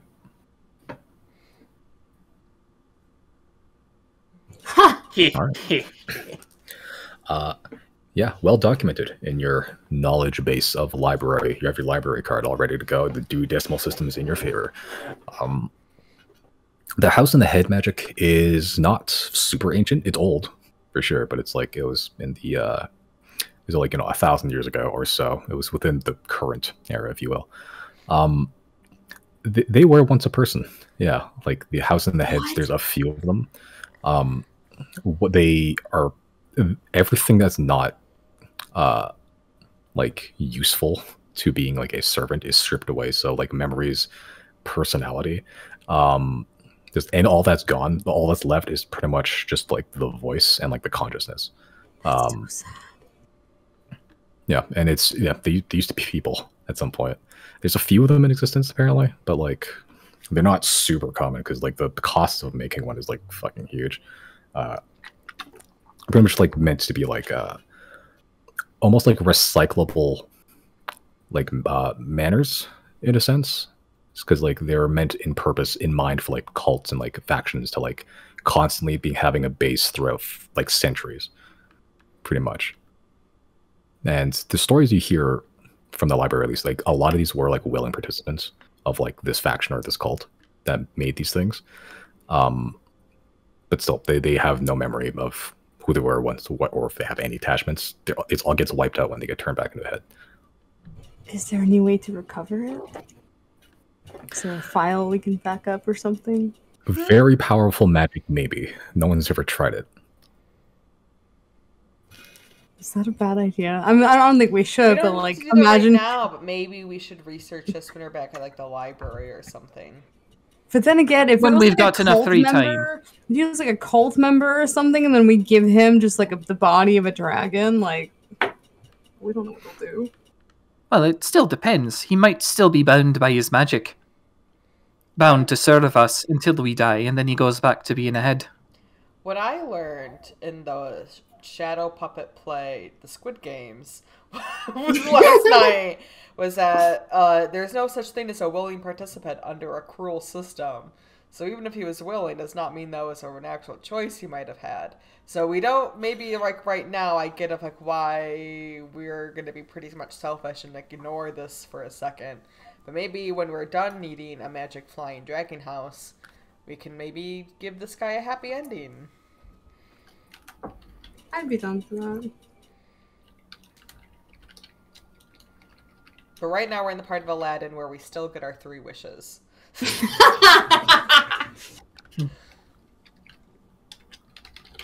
Oh, there you have it.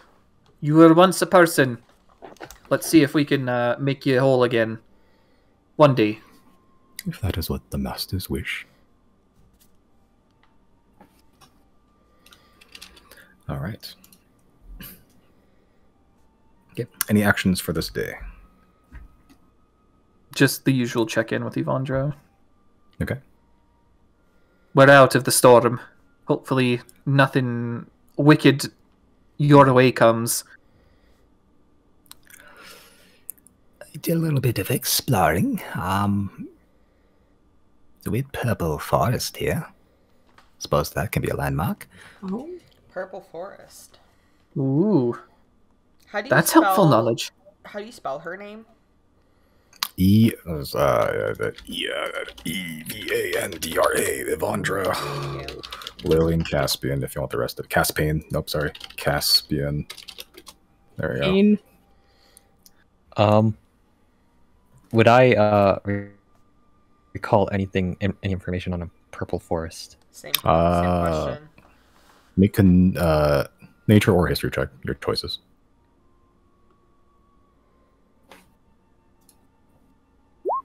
Fuck yeah. Holy shit. Okay.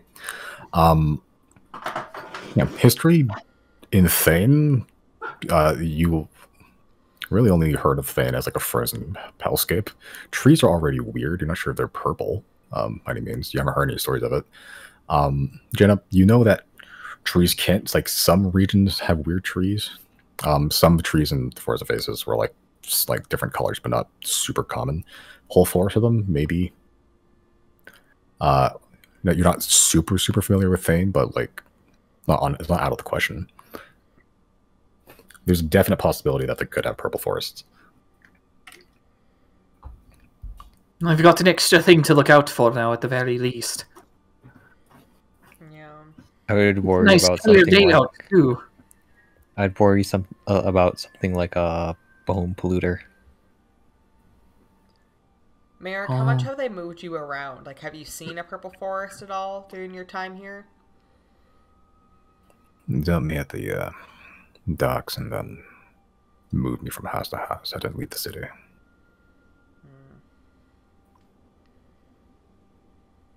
Did you make any friends? No. Are we friends?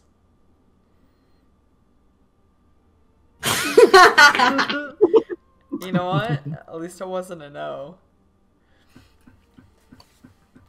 No, I'm staring at Merrick. I'm like still waiting. I'll do friends. Not with that attitude, Jana forces a friendship bracelet around his wrist. I hope Jana's sleight of hand it on. I don't think so. I don't think that's her. What would it be? Strength? Strength roll? You're trying to grapple Merrick. Yeah. I mean, I'm not trying to grapple him, but I do want to, like, take his hand and, like, force a bracelet on him, because I don't think he'll do it himself. Okay. What's the bracelet made out of? Like, cloth. There's Okay. probably a little bit of a stretch to it. Yeah. Like friendship bracelet made out of Victoria's underwear still. I think I bought specific friendship bracelet fabric with, like, last session. All right, you did. Yeah, you did. Spare ribbon. Yep. Yeah. Okay. Yeah. Just make a athletics check. 0, you can help if you want to. I'm helping. Okay. Does that mean advantage? Advantage, or you can both roll. It's up to you. What do you want to do? Like, What are we rolling? Athletics? athletics. What's your modifier? 7? I'd rather give Jana advantage. All right, get advantage.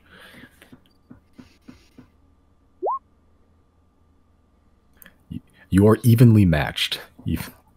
As America retracts his hand and you're trying to pull, and then like 0, you're like tickling him, trying to distract him. And, like, he's just like he's resisting your pull. Roll again. I'm doing it with Mage Hand. I don't want to touch it. I'm afraid he's All gonna right. kill me. Okay. Can I bullshit while this is happening. Give myself guidance to break the tie. Sure. You just slapped yourself on this the isn't a butt. real thing. This bracelet's going on him whether he wants to or not. Oh my god. Sure. As you can see, slap yourself with guidance, and then like you get this sudden knowledge of how to like apply a bracelet to a very angry boy, to a fussy little child. You eventually manage to slip on the bracelet and tie it to his wrist real quick, so it can't be easily taken off. At least not with some work. And as he starts, he starts to like grab it and sort of pull on a little bit before he just goes. Friends. He just looks at you, just squints. I just smile.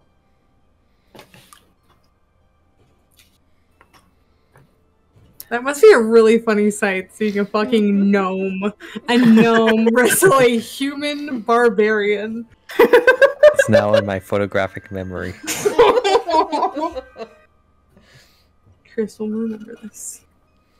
Yeah, like it or not, buddy, you're part of the old God Squad now. God Squad. We're like missionaries now, or just God Squad. Next campaign, can we all play Claire, called the God Squad? There has to be some like youth group out there that also goes by the same name, right? There's I'll find it right now. 7 billion humans. There's no way that doesn't exist. So that's like so clever though. Group of Claire is called the Amen.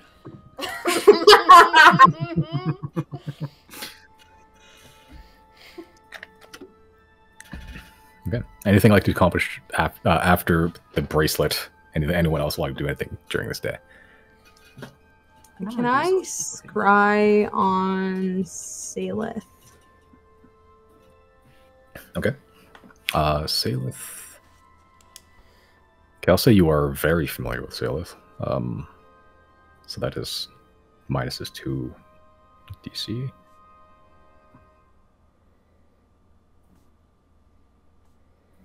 Minus 5 to DC. You don't have anything of Salith on you, do you?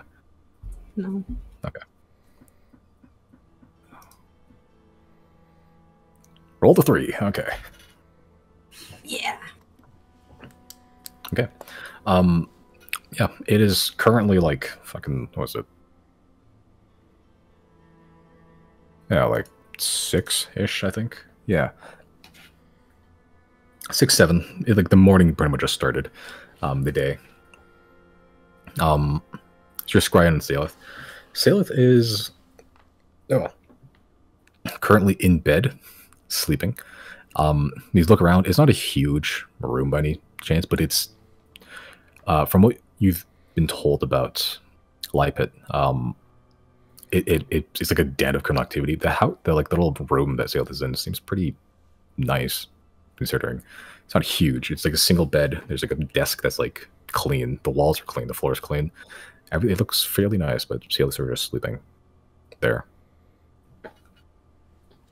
Okay.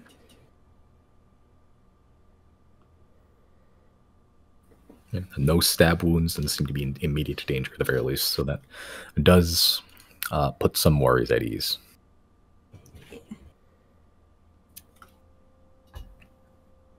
She's gonna stab me if she finds out I watched her sleep, though. Jesus. You're like Edward in Twilight. Ew. He says a creepy line. I don't know what it is. All I can think of is hold tight, spider monkey. It's on Netflix. We should have a Twilight watch party. Yeah. All right. Anything else you'd like to comment during this day? Is it the nighttime now? If you wanted to be. I guess during travels, before it becomes night, is looking out for that purple forest. Yep. Okay. I mean, I imagine it was assumed that we were on Right. watch the entire time anyway. Okay. Yeah, the silent breath sort of slowed down your progress a little bit. Not too bad. But you guys are still over water by the time night hits. Okay, let's make a perception check for frozen forests. Whoever would like to do it, purple forests. Okay, then. You got They're it. either there or they're Yeah. not. It's as Yeah. simple as that. Yeah, whoever would like to do it, it's up to you.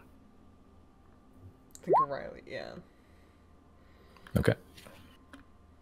Jenny, so you're doing 2 or no? Oh, for it's we don't have a limit. No. I'll look. Just whoever. For this one, yeah.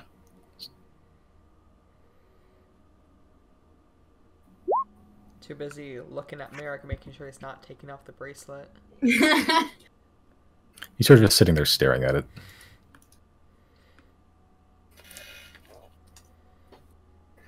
Okay. So, flying above frozen, ice-covered oceans. Protected, finally, from the elements in your ice house. You can still hear the buffeting of wind from Polaris' speed, just sort of flowing around the building.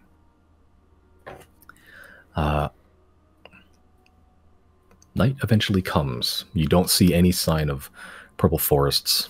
You're keeping around. You do see few very, very small fragmented islands, made of land, not ice.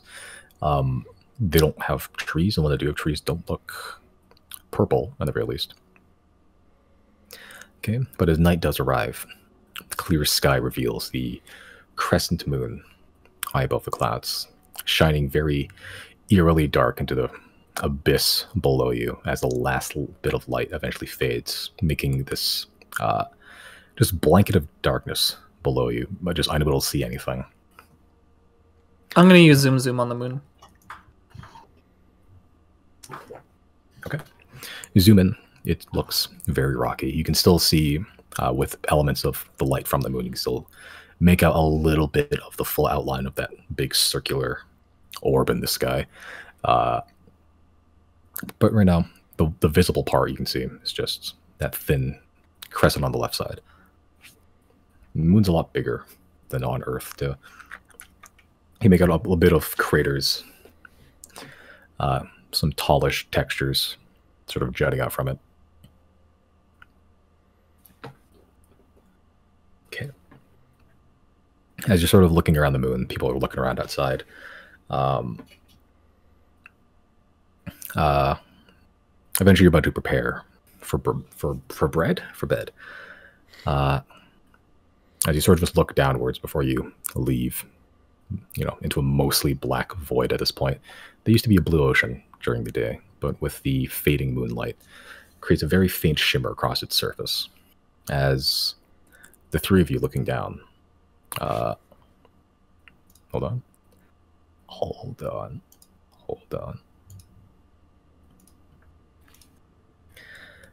Peering into the light, near lightless expanse below you as you're flying high above the water, you see a shape. Vague shapes with the amount of light you have at this distance. Something gliding along or near the surface. You can only really see it by the shadow it casts from the moonlight. Roughly kite-shaped, undulating.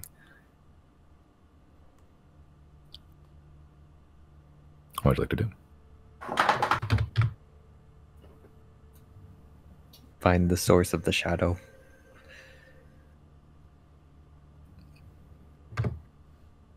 Okay. Make another perception check.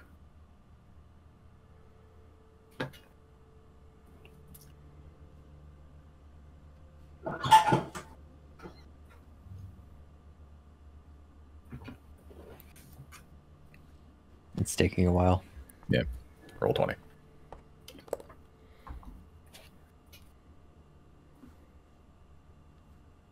Okay. Hey, he did roll 20. Bopple, babe, boppity beep, bop, bop, bop.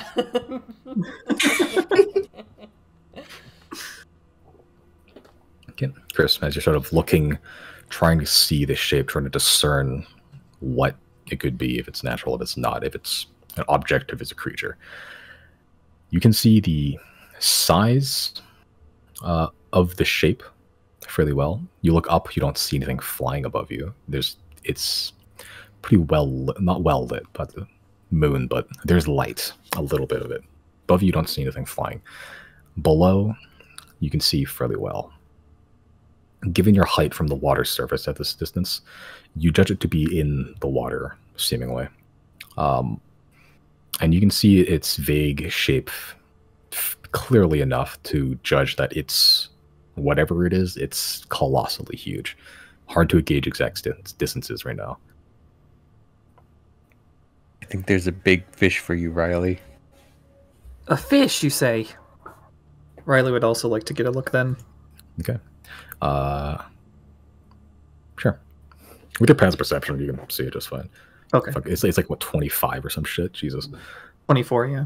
Yeah. You're good. Yeah, you can look down, you see that shape. It defines fairly clearly now. You can see this vaguely kite-shaped, slowly undulating, very big shape. As you sort of look closer at it, you get a sense of wrongness just from looking at this vague shape in the water. As you're looking closer at it, the both of you, your stomach begins to churn and like a headache throbs at the base of your skull. A very familiar sense of wrongness.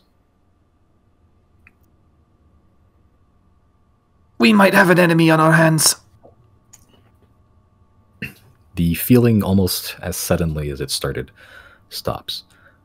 And this strange wave of serenity washes over you instead, an almost unnatural feeling of calmness. You feel a sense of wholeness and unison that you never really felt before. Like your body, instead of just individual limbs, becomes a single unified entity. The wave washes over you and passes, and you regain some semblance of normality again.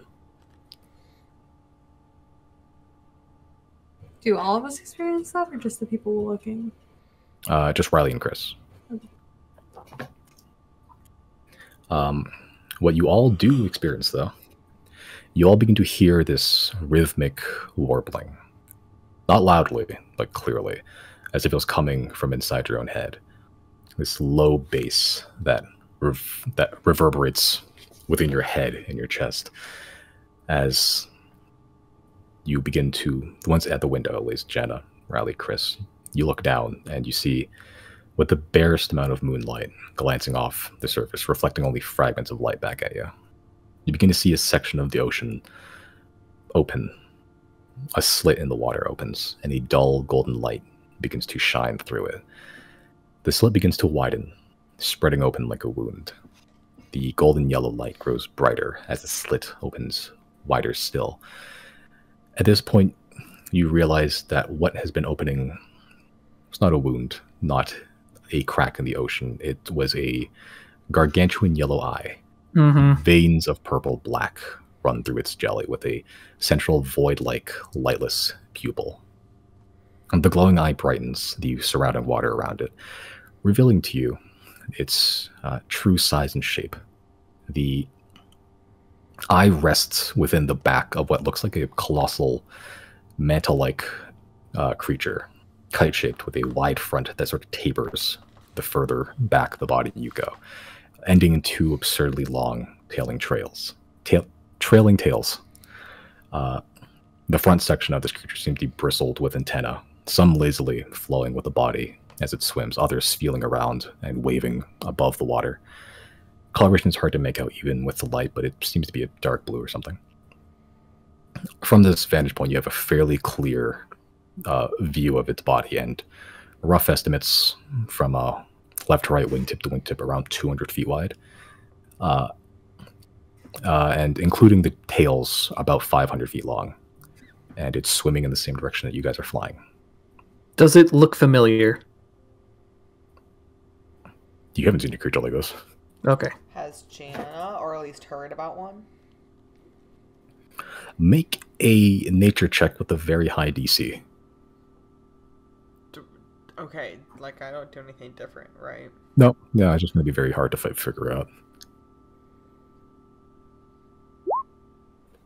You have no idea.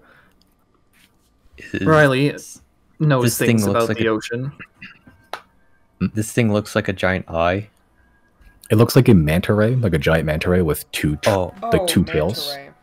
oh, Yeah. Yeah, I put Yeah, down it's like, kite like a mantis. shaped. I'm like, what a weird thing for the ocean.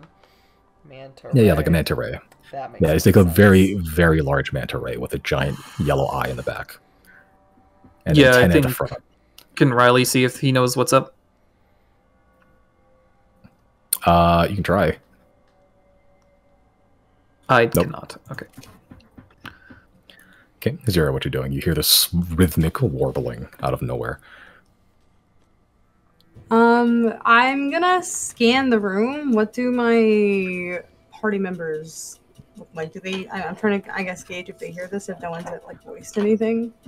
You look out for the party members, and they're all looking out windows right now, looking down.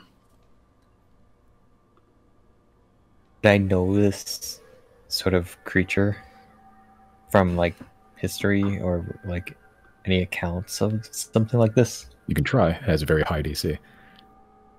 I'm gonna get up and I'm gonna walk over to whoever's nearest to me, the window, and just ask them like, "Hey, do you hear that?" Yeah, I think we know what the source of that is too. Have a look. Do I need to make a check? No, there's a giant eye glowing in the ocean, and you can see it's lighting up the surrounding water. You can see a very, very large, like hundreds of feet long, manta ray like creature that's sort of swimming in the ocean at the surface right now. How far up? Riley's Like 800, 900 feet, like fairly high up. It's a big creature. Riley's You can see it gonna with very sorry. clear detail. Can I use my truths here? I doubt I'll be able to roll high enough if everyone else can, but can I try to reach out and see if I can figure out if I know what this if I have access to information about what this thing is? Sure. What do you need to roll? Make a Arcana or History check. Oh god, it sucks. No idea. Okay, Yeah, you're last thumbing through it, and you have just no clue.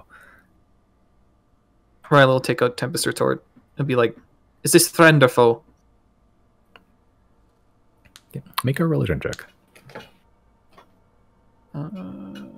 Religion. I do have a Hail Mary in my pocket if everything fails. That's pretty okay. Yeah. You talk to the sword. Nothing seems to happen. Neutral. This might just be an ancient creature. I don't know. Janet would like to- We've seen. Oh, can I cast Speak with Animals because it lists no range on it? And just shout out into the ether, "Hey, what are you?" Okay. All right. As you cast Speak with Animals on yourself and shout out into the you just stick your head out from the door and shout out into the ether. The giant yellow eye, sort of growing out of the top of its thing's back, begins to shift. Look around. Its pupils dilating, contracting rapidly. Its low, almost submarine-like warbling increases in pitch and frequency as the pupil eventually focuses on you, dilating into the smallest of pinpricks, then almost melting as if it were a liquid.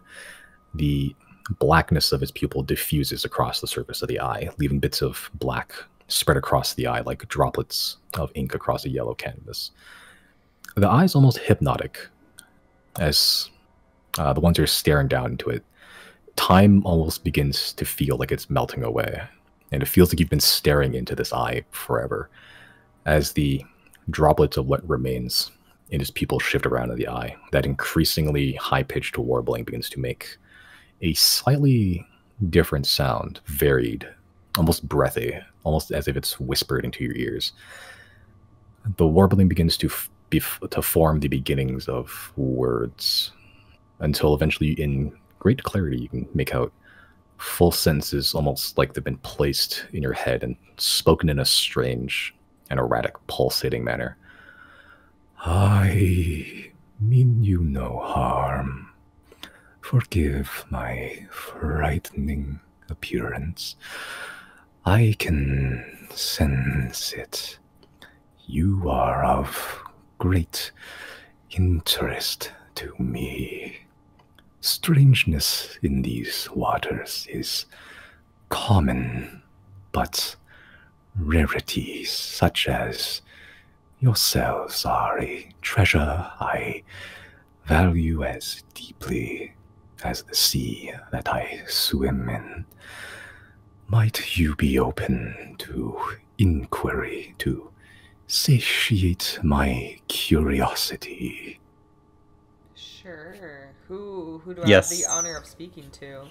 I get away from the window.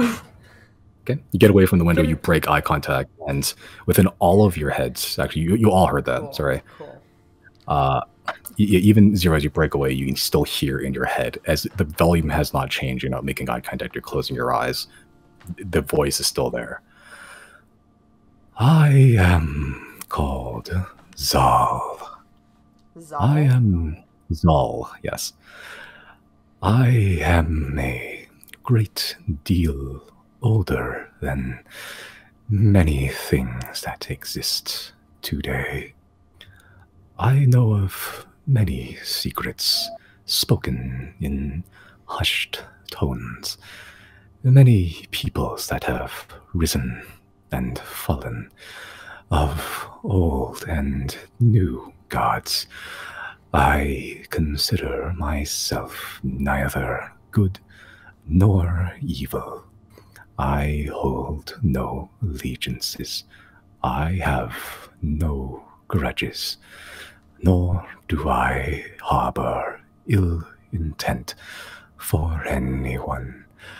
I simply learn and teach.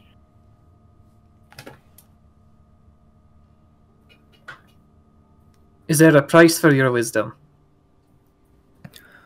Only that you are willing to share knowledge. I am. Yeah. You are much kinder than many that sail these seas. You are chosen. You carry their arms. Who are your benefactors? Don't My tell him that. benefactor is Etta Ellie. Zero, you're not answering. I'm not answering. What is a benefactor? Someone who gives you money? Someone who, benefits you. I know I already made a check once, but I think as like I start panicking a little bit more, can I make another check or no? If you want to, yeah. With my, I don't want to keep spamming it if you don't want me to roll again. I'm good. It's costing charges. That's costing something. Is it history or arcana? Or Yeah. arcana. Or either or, your choice. Fuck. Yeah. You're like thumbing through the mental library you have, and you just can't find any information on this thing, what it is, if it's good or evil, if it's lying, nothing.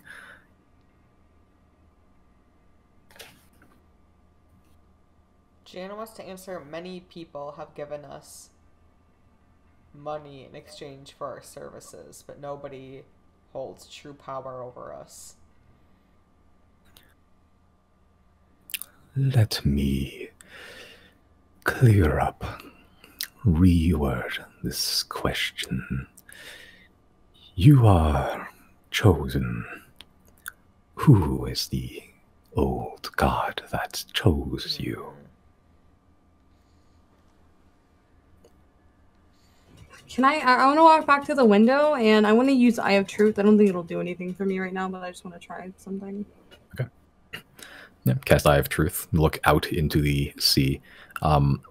Dispels all the darkness you can see, and it's not illusory. It's not, you don't see anything else beyond the shape.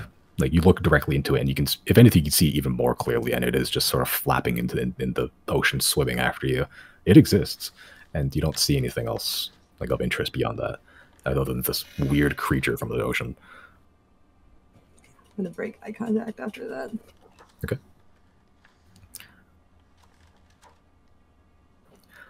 You say that you don't have any allegiances, which is well and fine, but what do you think of the old gods?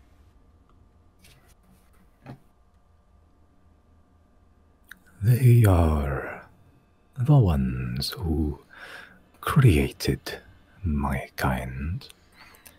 I hold neither love nor hate. I simply learn and teach. It is possible my benefactor created you directly, then. I know not how much power it possesses, only the miracles that I've seen. Who is this benefactor of yours? I'm just gonna look at the sword real quick and be like, you alright with this? It's a sword. My benefactor is the Gwina. As a creature of the deep, I'm sure you know this name. I am familiar with many old gods. Kuina, the goddess of the seas and storms. She has been silent for much time now, letting the world move past her era. Why does the Gwina act now? What has changed?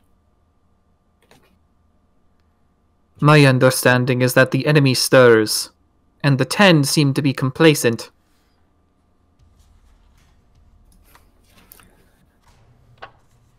Complacent is a word that is difficult to describe the 10. Just go ahead. No, Oh, go ahead. No, go ahead. No. Fine. Edaheli, god of madness and chaos. Edaheli was imprisoned for a deadly prank that cost thousands of mortal lives and even that of other gods several millennia ago. Why does he walk freely now within your skin?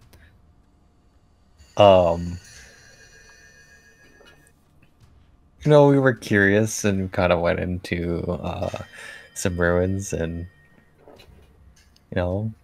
just went met Mr. Monty and took me to him. Monty, the previous chosen of Edaheli. You have freed a very dangerous force. We might need it with the current enemy. Potentially. Do the other two chosens not wish to answer? Silence is an answer in and of itself. Wait, I have a question. Has Merrick been reacting at all? Because he's chosen too. Yeah, he's chosen as well. He's sort of sitting there, just like looking at you guys, like, what the fuck? Why isn't he talking to Merrick? Okay, can I try one more thing before we keep going? I want to try my last charge to make a religion check. I just want to reach out to Alina and ask, do we trust this creature? Like, I have terrible feelings. I don't like any of this. Make a religion check.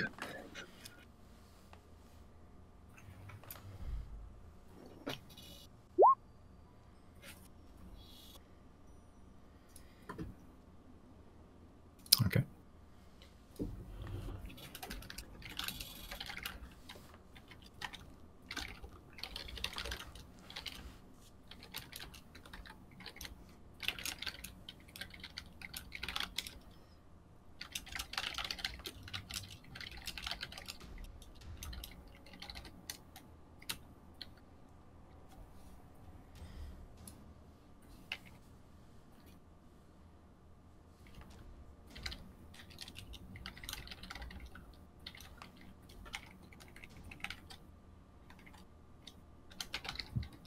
This is a DM's type deal. Mhm. Hmm. Simon's just taking a speed typing test real quick. Yep.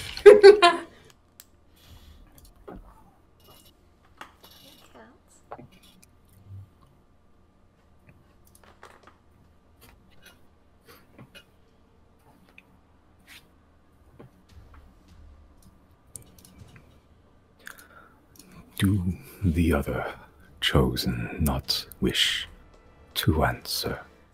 I can answer. Mine is.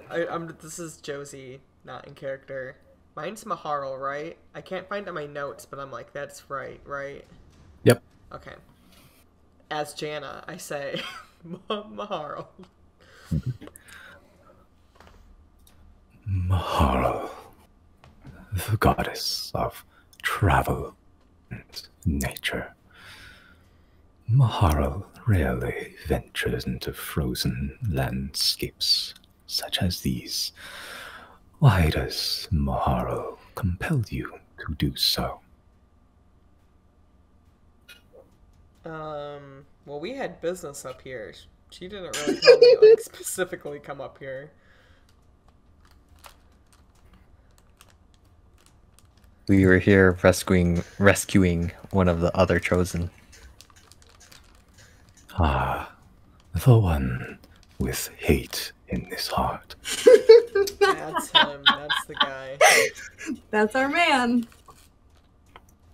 Can he hear? Is he just, like, ignoring us? Can he hear this conversation right now? Merrick sort of just nods at you. You're kind of an asshole, Merrick, not gonna lie. Wait, so does he look like he has been listening to it this whole time, or did he just now get clued in? He looks very confused, like as in like he looks like he's listening. I think he's been able to hear the whole time, but he's being Merrick. Yeah. I want to mouth to him. Do you hear that? He sort of just looks at you and nods.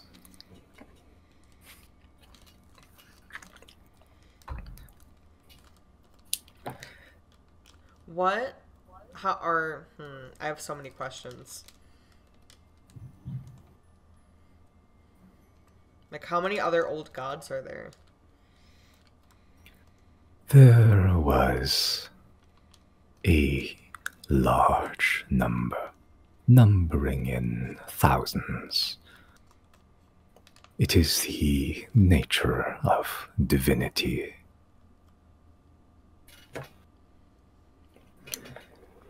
Do you know how many are currently remain? I do not. The remaining old gods scattered themselves across the world in as many directions as there are winds. I know of many old gods. Their status, their lives, I do not. We know of 2 other gods that are free, but may have a chosen yet. That is Azazon and Akem. Azazon, the goddess of flame and redemption. Azazon went missing many millennia ago. Where did Azazon go? We found her in a ship not from this world, and she was trapped there. We released her. She's currently residing near Nelad in the mountains. This has been new and enlightening information, seldom given to a being as old as I. I thank you. Zal, Do the remaining chosen not wish to answer? I'm gonna look at Merrick. He sort of looks at you and just just shakes his head. I will also not answer them. Very well. Chosen of Guina, you had an inquiry. Indeed. What do you know of the enemy? Many things. May I ask my questions? I will share what I have afterwards. Sure. Only a few days ago, I sensed this same dragon attack and destroy an airship. It did not have a house attached to it, nor was it undead. Why does it fly now? Househead magic. I see. This is the first instance of such a use of that item. Something I had not thought possible. You truly are ingenious, Chosen.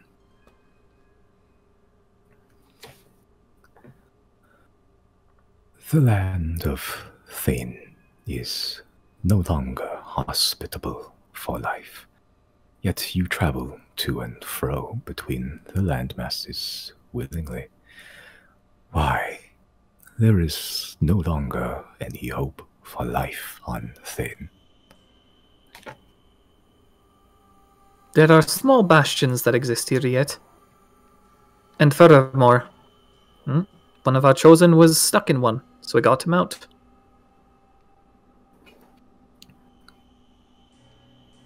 A reason very simple, indicative of simple creatures. This I had not anticipated. There is also evidence of elemental activity on the continent of Thane. You speak of the Argent Mountain. Yes. One of 4 of prime elementals. Yes.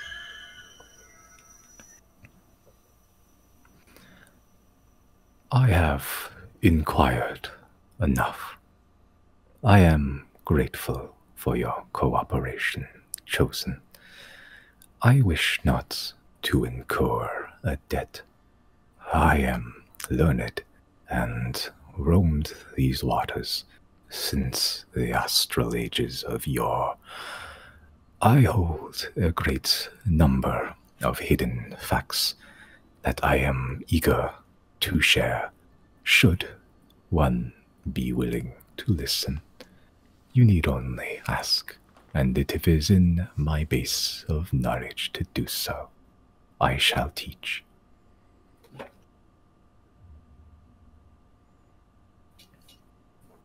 The enemy we face. You refer to the 3 arms of the invader. Of the Void Era, there are 3 methods that they invaded this planet with. The methods that the Void Star began its siege of this world. It started with the corruption, the shower of black glass obelisks that fell from the stars all those years ago. The obelisks are called anchors. They were the main and lasting threat. A biological disease that weaponized a world's own life against itself. The corruption required no maintenance. It exists only to spread like a virus, feeding itself through its unchecked infection. The anchors served as points for instantaneous teleportation when the Void Star was still active. There are many creatures that can evolve from corruption. The deadlier the creature, the deadlier the evolved.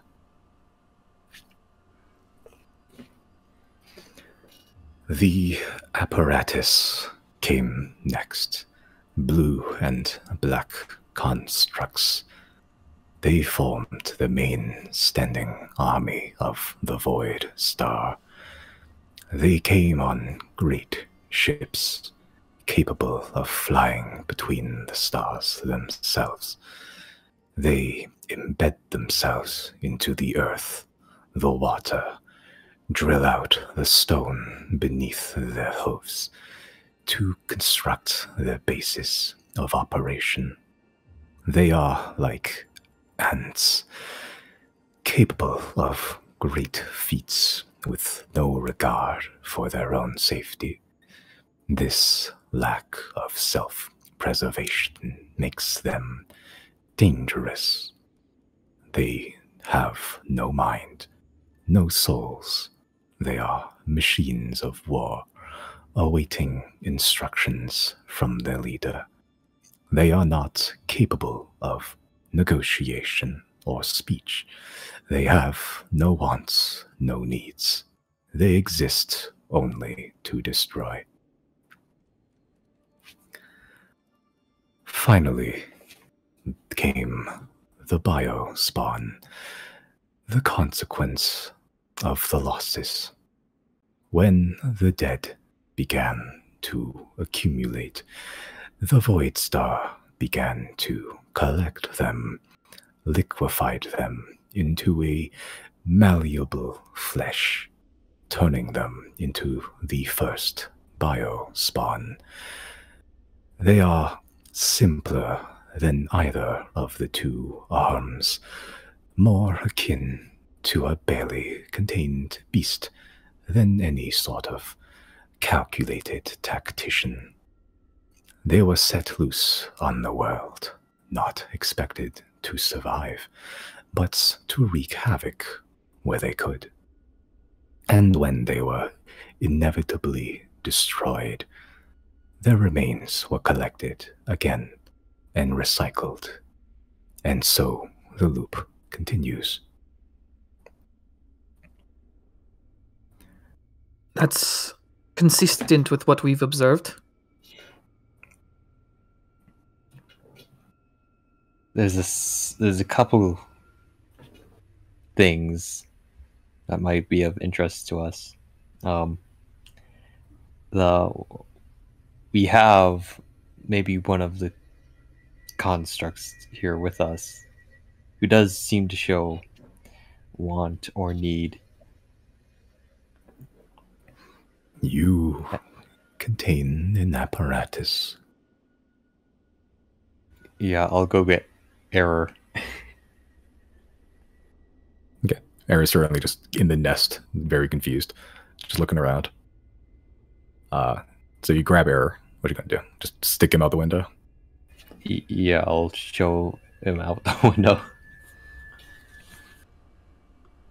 Okay. You shove the Error out the window and sort of just goes, oh, as it sort of looks down at this giant eyeball staring up from the bottom of the ocean. Jana's biting her nails, watching. This one has shown no desire to harm us. Intriguing. This is a impossibility within the apparatus. They are akin to ants, each ant like a puzzle piece towards a problem. Nothing more, nothing less.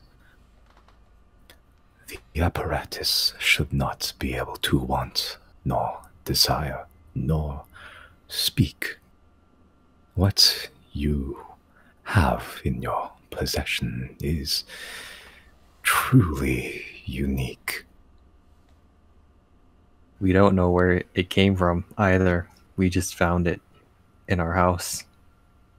From Where? The room. It showed up. However, our house was first developed in the Shard Mountains in the ancient white dragon Ratave's lair. Ah, yes. Retave, the cold-hearted. More than one attempt on my life by the dragon. You have slain this dragon and turned it into an abode. I congratulate you, Chosen.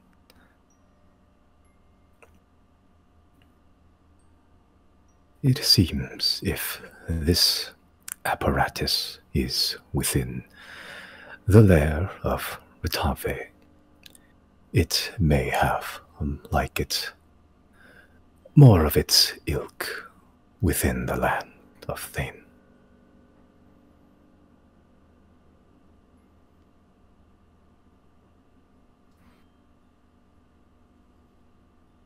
Do you have any more inquiries? Have you spoken directly with the enemy? Not since the void. What did they tell you? They told me nothing. They simply infect, consume, as the whale consumes krill. The enemy is not malevolent if you think of it in a certain way. Is the lion eating a gazelle evil? It is simply feeding, as it is its nature.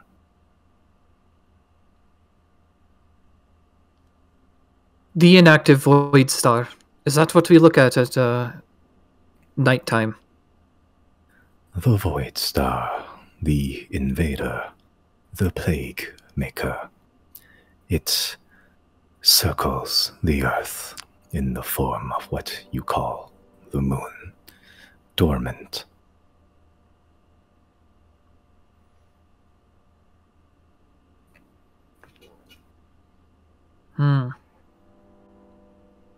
What caused it to be dormant? The destruction of the core anchor. Events that caused the freezing of Thane. Core anchor was here in Thane? It was. There was a time when Thane was temperate. The weather many in this age associate with Thane is, in fact, an anomaly, unnatural. It was the sacrifices of two individuals that caused its current frigid state. Thane was where the core anchor struck. The main threat for a time. An anchor capable of teleporting huge manufactured armies and gargantuan monsters. Rizori Novos of the First Fire made the decision to imbibe a large amount of prime arcanium directly from the wounds of a dead titan. This gave her unprecedented power at the cost of her body being unable to handle its strength. Her body and soul was disintegrating.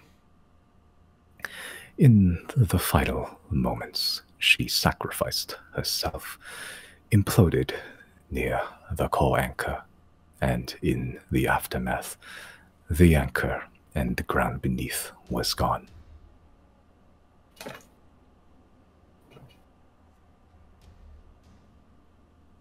We encountered one of these anchors before in the Underdark and underneath Tetscat. And as we encountered these creatures, these what we consider the enemy, who touched one of these anchors and had visions. One of them were of a person trapped inside one of these anchors. And that is one of my current goals, is to find this anchor and the person trapped inside. You saw the remains of Risori Novos. Also an anomaly, one that I had difficulty keeping track of. The core anchor that she detonated beside was never destroyed, not truly. Instead, she fused with it, whether intentional or not. I do not know. But the missing anchor and land has become a roving island that blinks in and out of existence. Sometimes the island is seen by normal people. See Me Not Island is the colloquial name given to this island for its penchant to disappear as suddenly as it appears.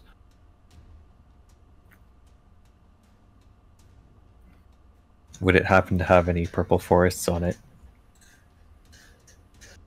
Not to my knowledge. It is difficult to keep track of.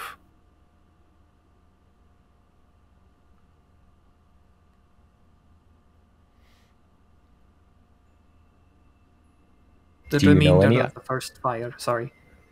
Oh, I was just going to ask, do you know any islands that have a purple forest?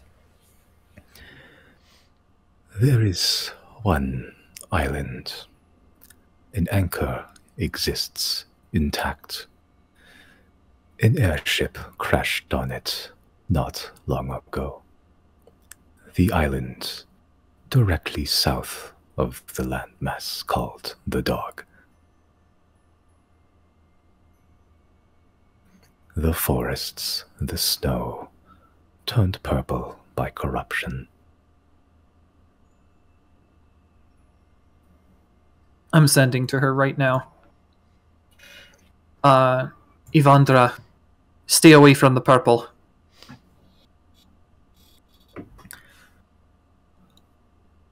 Okay then. I mean, it's a little bit of a spooky place, so good advice.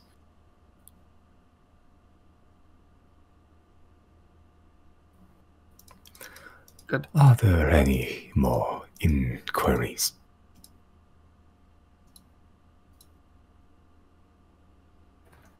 Earlier, you said that complacent was not really a word to describe the ten as. What are they then? Gods knew the origin of divinity is not within birthright, it is within belief. The reason for the thousands of old gods is to the people believing they exist, and so they do. The new gods, they embody everything the people believe them to be. The strength, the flaws. If the people believe they exist, but the people were not born with knowledge of the void, nor were they taught of the void. So, as a consequence, neither do the old gods. Complacent they are not, oblivious, perhaps.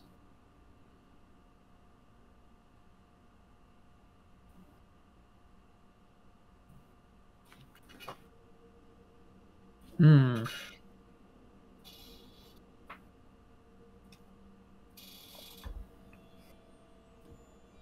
As for you, then,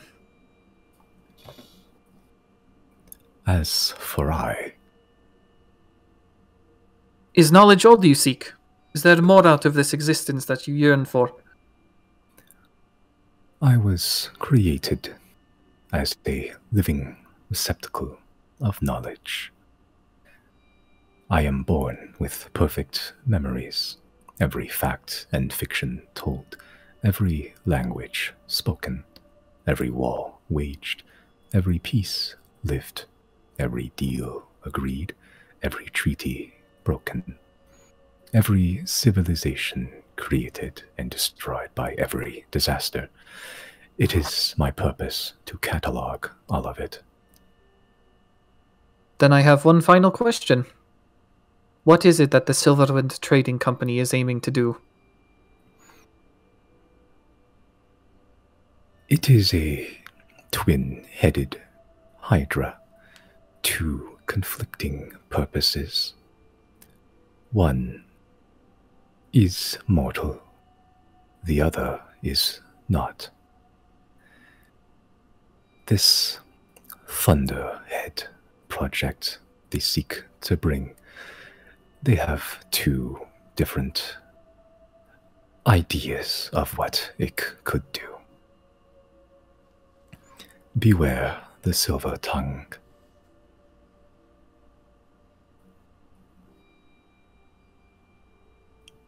Thank you, then.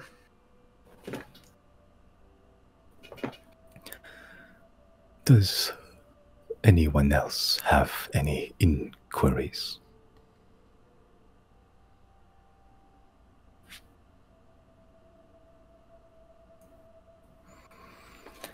Then I thank you, young ones.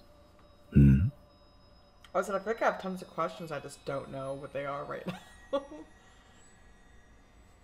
Wait, what did he say he has access to? Like any and all information? Basically, most things. This is definitely an opportunity. I just feel like I was not prepared for this moment to think of all the like, things to ask. How specific can I get? Like, can I ask him what my mom had for breakfast today? Like, I don't know how much information he has, you know? How do you make the perfect French toast? I do think I have a question. Oh, How do I break my mother's curse?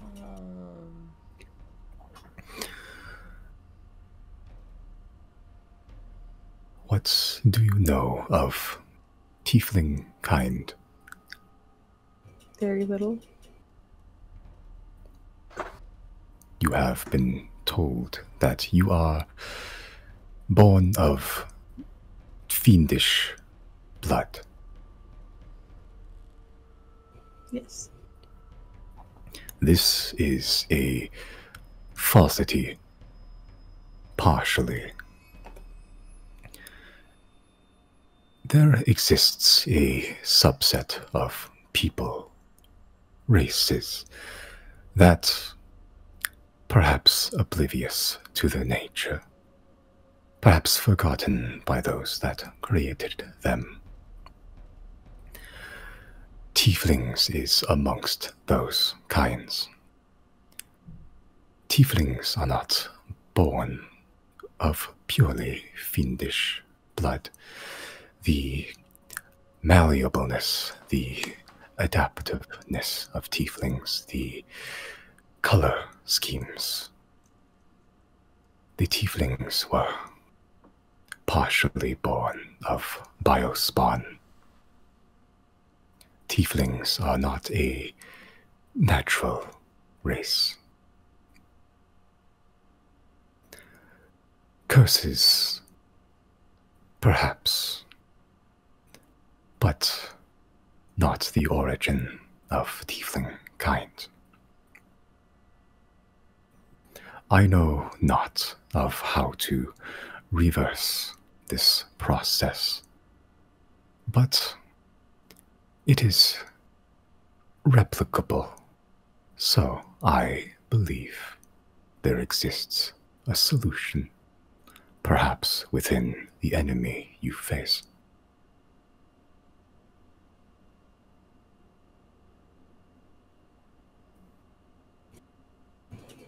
Interesting.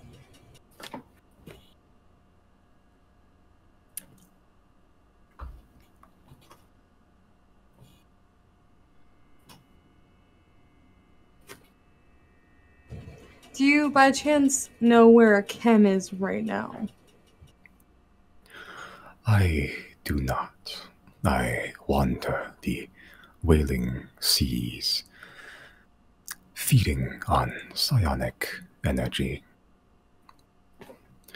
The going-ons of the old gods are difficult to muster if they do not cross my path, or if they do not wish to be found.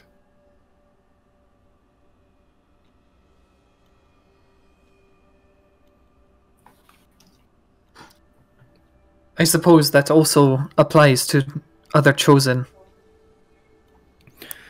You are amongst the first I have seen across the seas in some time.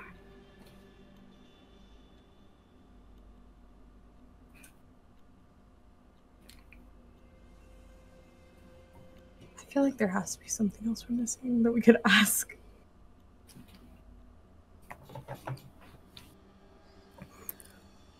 I am a being of great age, amassed many centuries of knowledge that I am eager to learn and to teach. You need only ask. What do you know of trinkets? They are baubles kept by mortals to provide some semblance of comfort or nostalgia.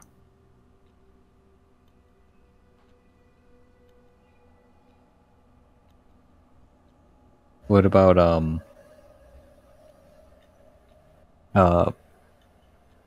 trinkets referring to Adio, the city of Adio?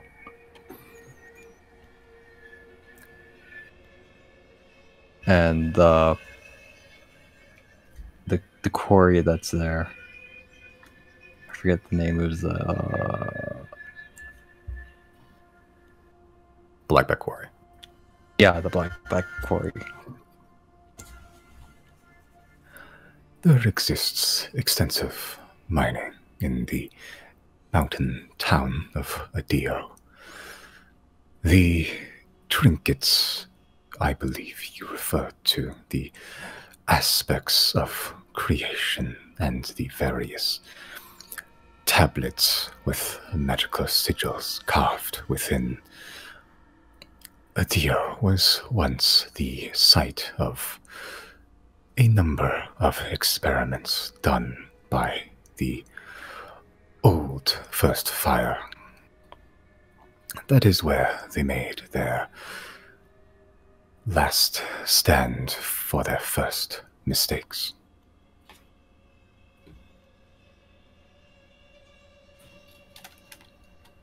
Was Eralak Nohag a part of that mission? No, Everlock Nohag is a much more recent addition to the First Fire. Everlock Nohag was a member of the First Fire during the Void era. He was the chosen of Gwina for some time, but fell to the corruption when another ship helmed by the infected rammed into his. The battle was bloody and wreathed in flame. Gwina did not believe that the crew could win this fray. So the goddess of storms and seas summoned a cataclysmic tidal wave to crush and wash the fleet into nothing, wiping the slate clean. Erlok was among the dead in these waters. His body was grinded and battered in the ensuing chaos. turning into dust. That dust was then spread among the waters of the world, where it made its way into the bodies of several fish over the years. These fish now exhibit strange properties unique amongst their own kind.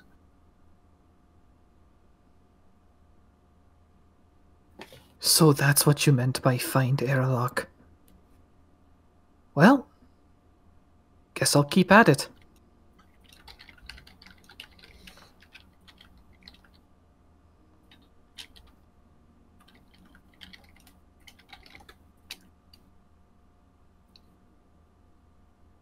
What sort of alliances did Targus Filgnar have?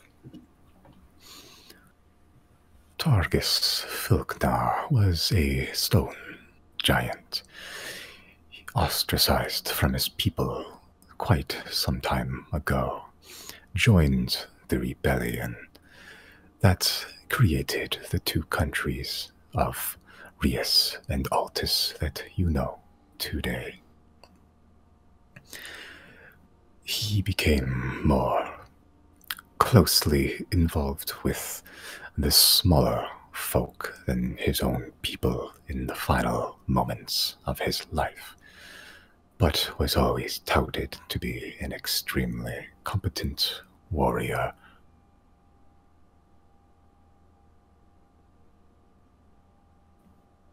It is interesting because I think an organization called the Commission stole the body of Targus Filgnar.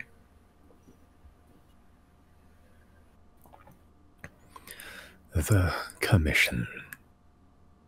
You speak of the group of acolytes, students, and necromancers within Thane. Yes. They are attempting to reveal secrets, much like the ones I've revealed to you today. They have found the cause of the freezing of Thane and are attempting to dig it out. For what purpose, I know not. But they reside in the area near the frozen geyser called the Howling Boughs, far north of Thane.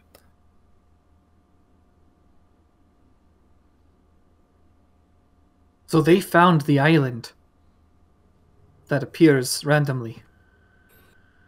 No, the island appears randomly. Many see it only for a few seconds. There is an old god of winter and blizzards, Beor. Beor's plan was to freeze this land, ending the conflict in Thane at the cost of his own life, but was uncertain if it was enough to destroy the core anchor. If it wasn't, he would have wiped out all of the resistance against it, allowing for the core anchor to spread even further. When Rizori Novos put the core anchor out of play, he enacted his plan.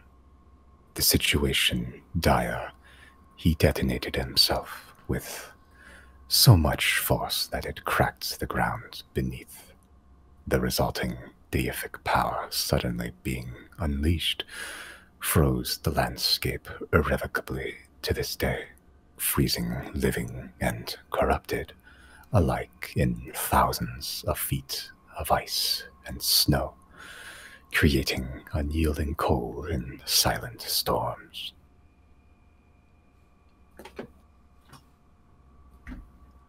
Simon, what's the name of the girl that Alina has shown me before? We found her journal.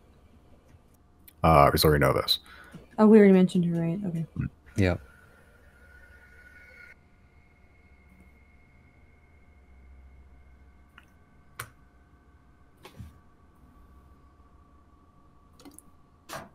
Hmm.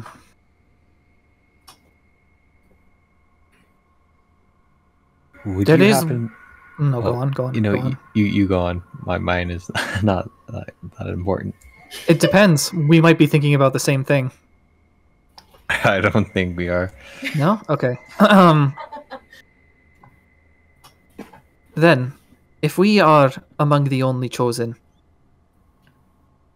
one thing stands out. A buckhead. The one that revealed secrets to us, who deemed us chosen. You wish to know the identity of this buckhead. If not its identity, then perhaps why us in particular, and why not more people? The name of that buckhead I cannot give, though for respect for its domain. I can tell you that the buckhead you refer to is, in fact, an old god. Perhaps it didn't choose you. Perhaps it could see your fate in some respect as it pertains to its domain.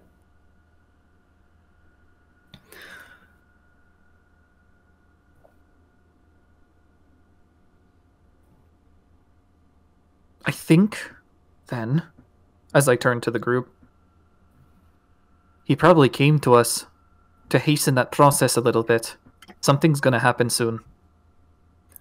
This is a likely conclusion to come to. Maybe with the commission. No, I don't think the commission is the problem. If they are trying to, well, I guess it depends entirely on what the process of unfreezing Thane does. My mortal self, or short-term brain, thinks that unfreezing Thane is a wonderful idea. But I understand now that there are many enemies frozen in this ice. And if that happens... Well, also, it can also be political danger too. Fighting for new lands that are more hospitable.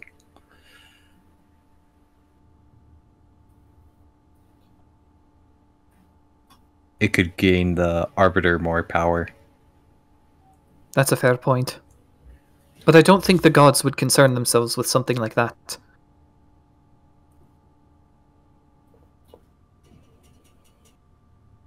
We should ask about the elemental ball that Jana has. Like if he knows where we can find that place or something. Yeah, can I ask that? A heart of a prime elemental. It was a object Wait, created. I'm sorry, it's what? The heart. Fuck. It was created alongside the prime elementals as a means of controlling them. The prime elementals, imperfect titans at best, unchecked facets of nature at worst. They have been given no instruction, no direction for many millennia. You hold the heart of the Argent Mountain. It will guide you to it and allow you to communicate, befriend, if it is still able. I'm gonna go be friends with a mountain. Am I hearing this right? No, it's an elephant. Just like a Elephant. mountain-sized one. Wow. I can't hear shit. No, you're hearing correctly. The Argent Mountain is an elephant, or a mammoth. Okay, so it's... Okay. I won't ask a follow-up. That's insane. Yeah. Well, glad I've just been carrying around a giant elephant heart, I guess, for the past month.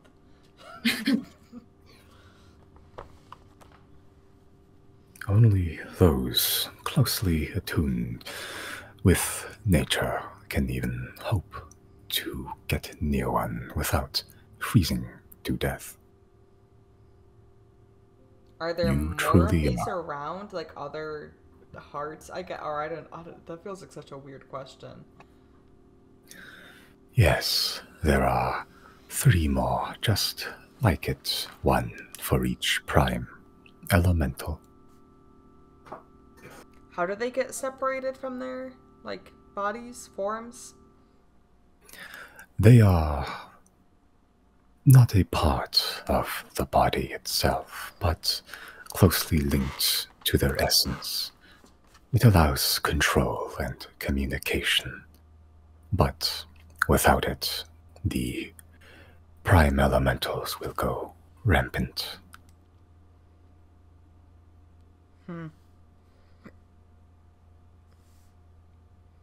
Do I know where the Argent Mountain is? Hopefully it's not on this map we're looking at right now, because I asked before I looked. Are you asking the Zal? I'm asking you, like, does Jana know where that is? When you use primeval awareness with the heart in your hands, it points you towards a direction. It's been pointing north this whole time. Okay.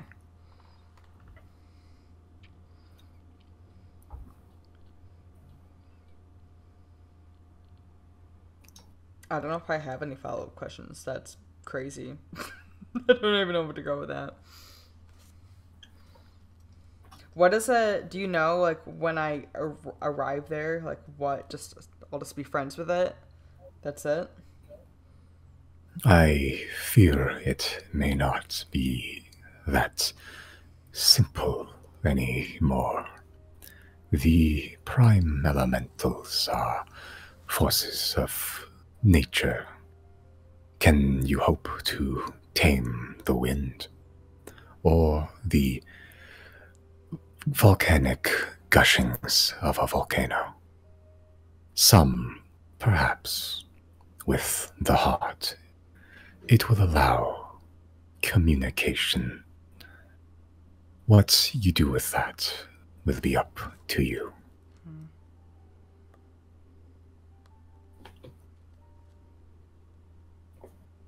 Sorry to whoever has the lava element.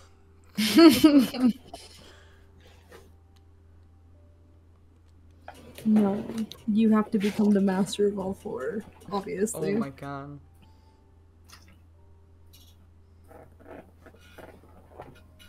So we're currently headed south, right?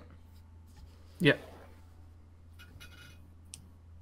What's our long-term plan? Like, will we ever eventually go back north again? Yeah, because I think originally we were gonna, before Avandra, we were gonna go do the elemental thing anyway. Yeah. Okay. If it's out there rampaging, I wonder if that's what's we causing should this weather. try and put it. Well, it's not entirely, no. But if we can make life easier up there, What season are we in? benefits in-game? somebody. You are in the season of harvest, halfway through. Oh shit, what day is it in harvest? 28th right now. Okay. You have 37th is the Arena's Crest Festival. Can you remind me when it's harvest 44? Is there a way you can, like, set a timer? Yeah, I can set events on this thing. Remind Josie. It's harvest 44. Why? What's the point? Why? That is Orville's birthday. Oh shit, Oh. nice. Aww. I looked at that when I was trying to find Maharl's name to confirm. I was like, oh shoot. Can't forget his birthday. I have it highlighted. He was born during the dying planar convergence. He's a Scorpio. Nice. 4 days before Day Rolls Gate. Spoopy. This may be. Sorry, I want to ask him one last thing. This may be unlikely that you know this. It's just humanly matters, it seems. You don't know anything about the courtesan queen, do you? Ah, the courtesan queen. I know of their dealings. I have sensed their presence amongst these seas not long ago, heading north. What do they do? The courtesan queen is a hub, if you will, for illicit information, hidden passwords, scheduling, state secrets, all pass through the courtesan queen's information net. Interesting. Should you wish to find information not pertaining to history or secrets related to the void, perhaps the courtesan queen is a good ally to have.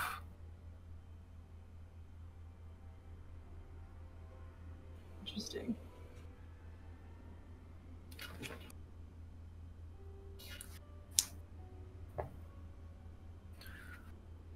Do you have any more inquiries for me? Through my stuff real quick. Would you happen to know anyone by the name of Terry Lowen? Thought you were gonna say Luca. Ah, a hunter in Imus whose door was stabbed. An unremarkable fellow. Lost a leg. What was that? He lost a leg. This is true. Hunting accidents, bear traps lay hidden within the grass.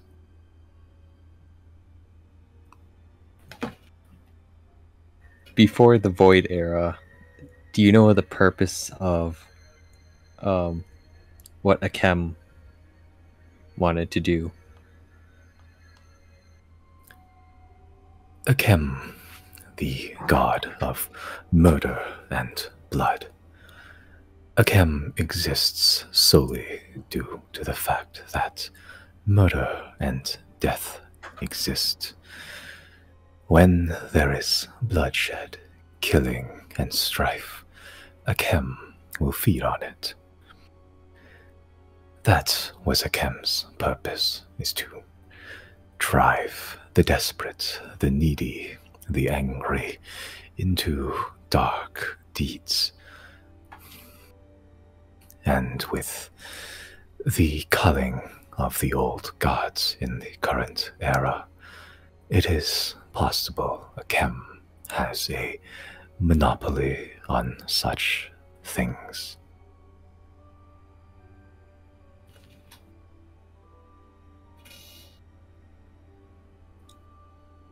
Yep, there's definitely a lot of that around in the world.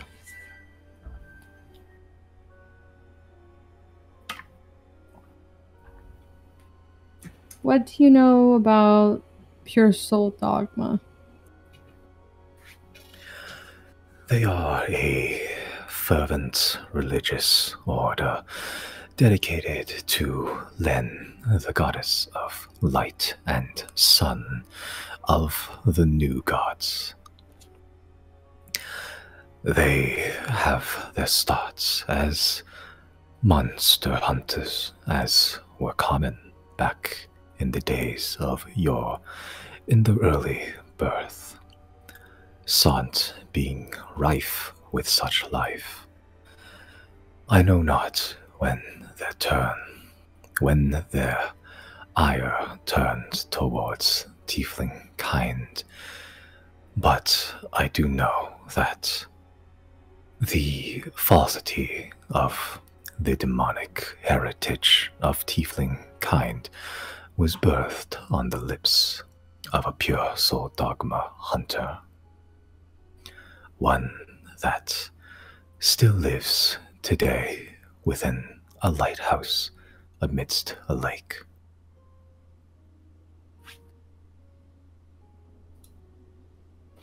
Found the next person on my hit list. Careful, you'll give a chem power. Don't we all collectively do that every other day? Yeah. I wonder if fishing gives him power.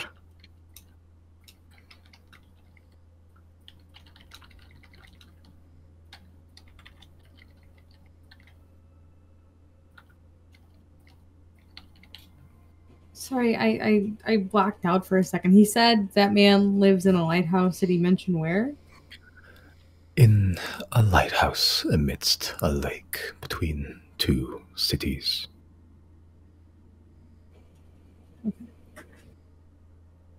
I'm so serious. I'm going to kill that person.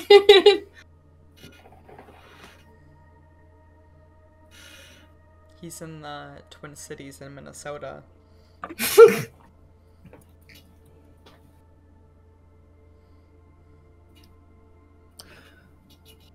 Do you Should we have any more inquiries? Should we mention Deirdre's god? Deirdre's on her own mission. What was her god's name again? Orun. We can check on her at any time we want. Want me to ask her what she's up to right now?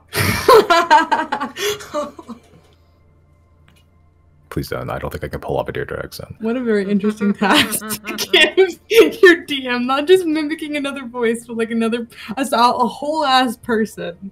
Recreate this specific accent from this person. Can you tell me anything about Aslor? Aslor, the god of woods and the hunt. Aslor has given up, I can sense, protecting the small patch of forests that he does, raising his cubs. For what purpose, I know not. Perhaps to strengthen the next generation. Perhaps to prepare his cubs for the coming threat. Is he like an old god, like Maharl? Is he late? Is he newer? Aslor is amongst the oldest of nature gods, birthed when man was simple tribes in forests with spears. Maharl is a god of modernity, to achieve balance between the new ecosystem of civilization and the old ecosystems of the forests. Why did Maharl choose me over Aslor? You, I can sense, have become well-traveled once you left those woods, seeing all sorts of sights, bonding with those that are not of your kin. To build bonds. That is another of Maharal's domains.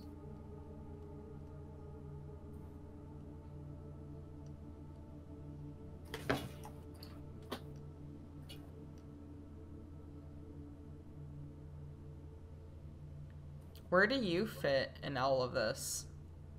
Like, I know you claim you're neutral, but like, I don't know, I feel like there's a lot at stake, and if you've just been a silent observer.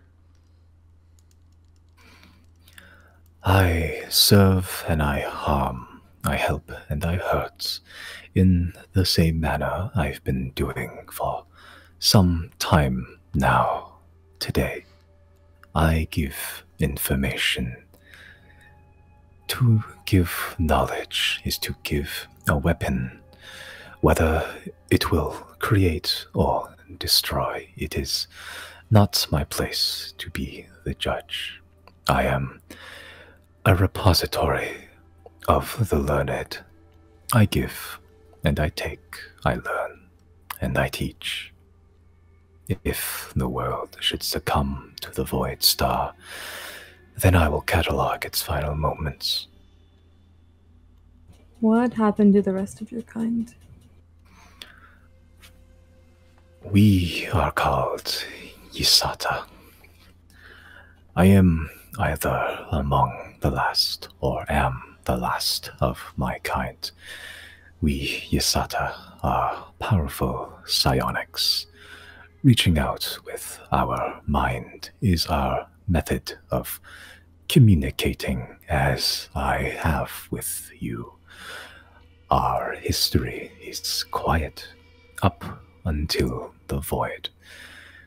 I can sense none of my kind for many miles. I may be the last survivor. All the more reason to exist, carry the secrets of the world with me. We Azata were created by ancient gods to be living receptacles of knowledge. Our creators long dead, but still we collect. It is a source of pride and joy for me to understand the world. The void then occurred. We have been culled to an extent. The lunar corruption still invades our physiology, eventually succumbing to its infection. Instead of succumbing to disease and becoming puppets of flesh for the invader, any time a Yisata has been corrupted, it willingly ended its life and transferred all memory and knowledge to a pure Yisata, each transference honing and strengthening our psionic abilities, expanding our limits with each conglomeration of our minds. We are more powerful now than before the void thousands of years ago. Yet, even still, we have been corrupted. It is through our kind's sacrifice, however, that we learned a secret about how to deal with the corruption. This golden eye was not always a part of us. It empowers our psionic abilities, yet it is a symptom of the corruption. The three arms of the invader all rely on telepathy and mental capacity, even its diseases. The corruption spread within our bodies, but in accepting its spread, it ceased to infect. We have accepted our demise. The disease believes it no longer needs to spread. I know not if other Yasata still exists other than I, but I have accepted that I am corrupted. The lunar disease is a part of me now, and this eye is proof of that. That explains the weird feeling I got from you at first glance. I attempted my best to suppress the unnaturalness of the void.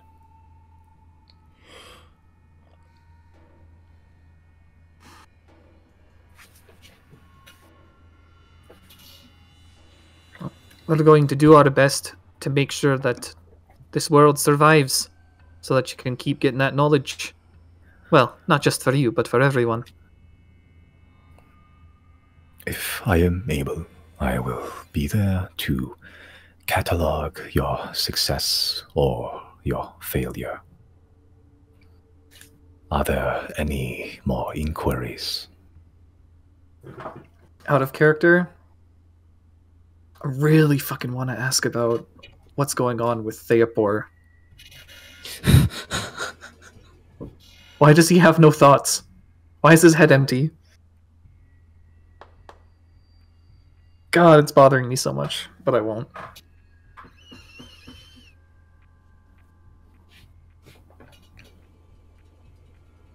That you're poor Andrew, poor.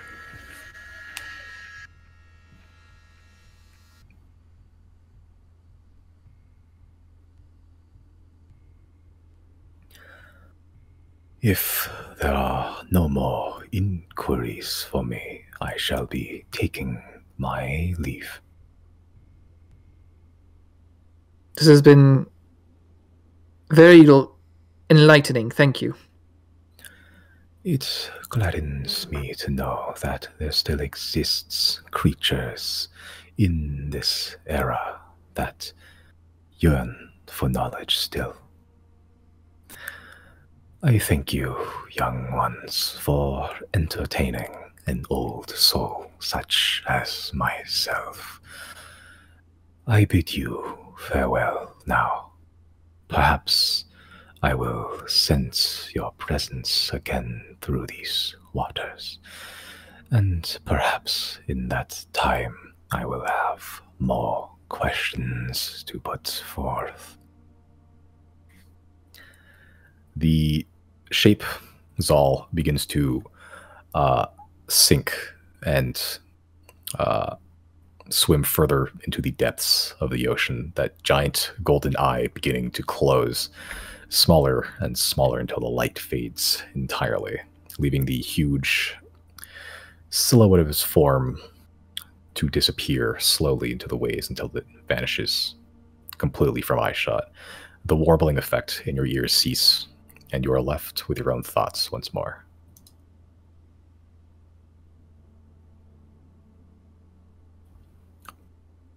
$18, not bad.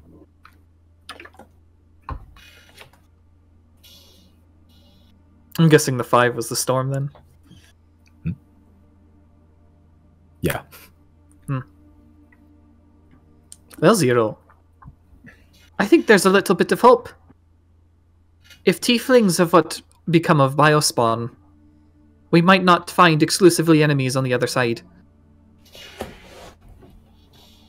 Just to double check, because that was just a lot to download. The biospawn are the fucked up meat monsters, right? Seemingly, yeah. Oh, that makes so much sense. Okay, so that's why the dryad kept telling me I smelled like them. Holy shit! The foreshadowing!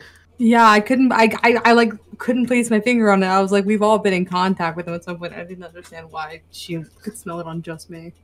Fleshy monster. Yeah. That's crazy.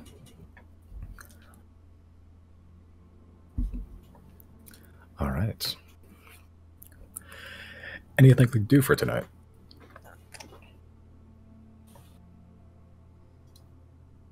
Did I already use my sending to Claudine? It's been a long day. No, that was several days ago. Okay, I'll send to Claudine. Have you seen word of a silver tongue around?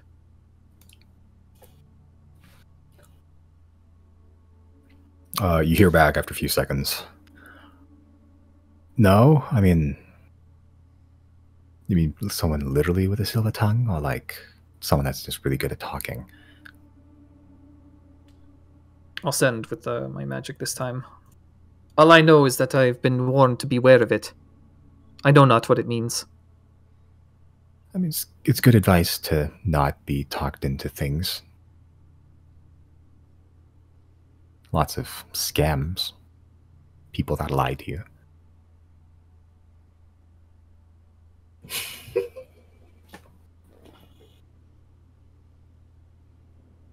Riley will turn to Merrick.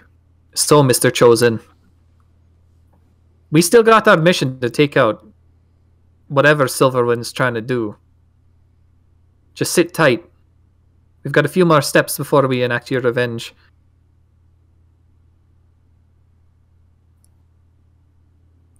He sort of just looks at you, just like... He was sort of just sitting here listening to all that.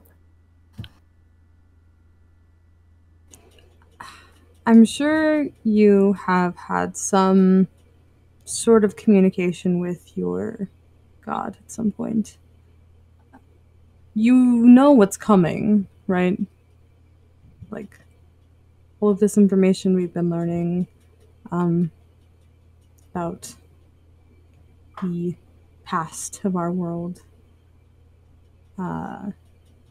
Something's coming. I don't know what, but we all know that as chosen, we have a responsibility now to help stop it. Are you prepared to do that with us? Make a persuasion check.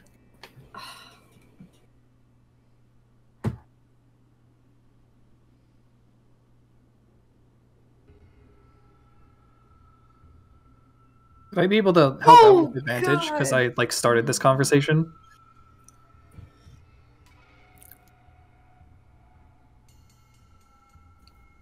Sure. Roll again. I had to really grimace and think on that. Oh no, it wasn't meant to be. Yeah.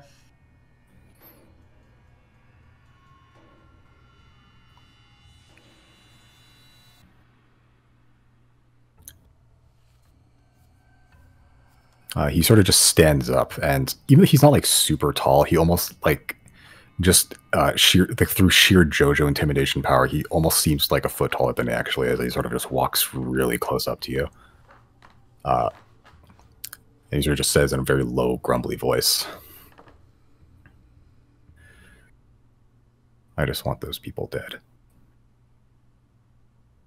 After that, this world can burn for all I care."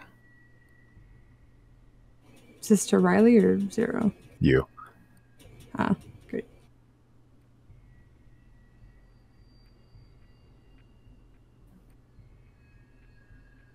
Okay, I'm just gonna meet his stare and just let him walk away. Yeah, and he does into the upstairs room, I guess. Just awkwardly slowly rising the spiral stairs as he's trying to have like a dramatic moment.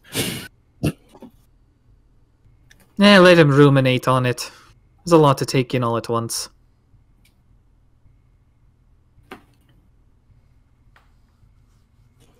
And not one, then a fucking two. It's disgusting. You didn't believe in the heart of the cards enough. All right. Any final acts for the night before you go to bed? Take a look at my spells.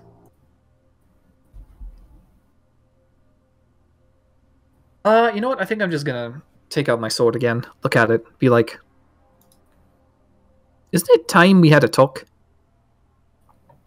I need to know what you want to do after we're, done saving the world.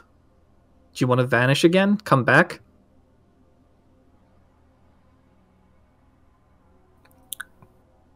Make a religion check.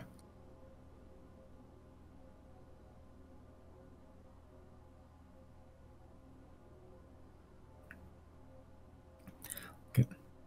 As you sort of say that, sort of next to the giant dining room window where you were looking out at the strange, colossal creature that was in the ocean, like a minute ago. As you finish this, you hear a distant boom of thunder in the distance as you see lightning flash.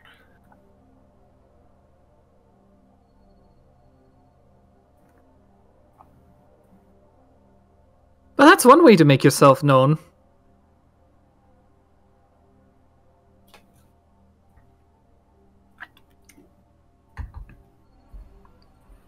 All right. Okay. Any final acts? I'm good. I think that's it. Yeah.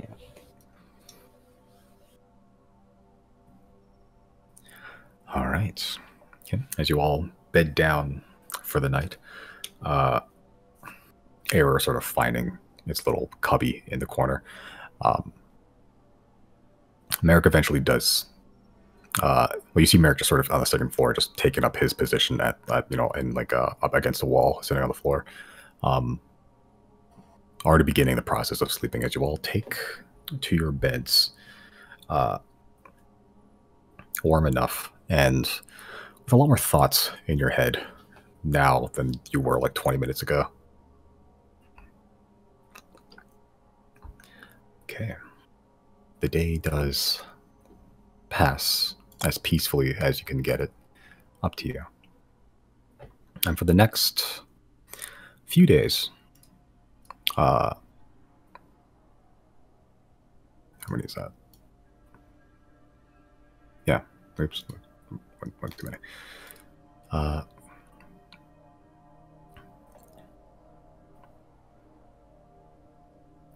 Managed to pass over the landmass of the dog. Just looking down, you see that it's a landmass that's still mostly the snow and ice, but it's just almost completely flat. Like no trees, no rocks, anything. It's just almost like sheer, just flat landmass, which is very, very strange. But continuing on,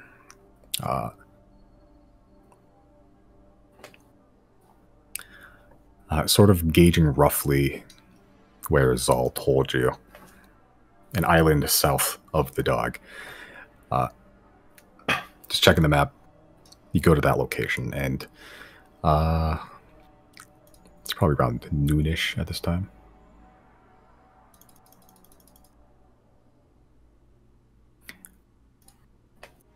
Okay.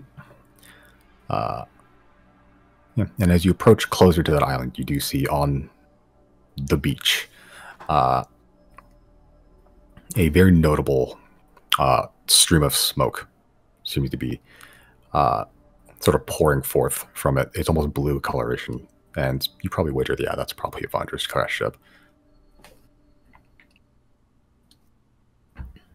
We should let her know we're here. Yep.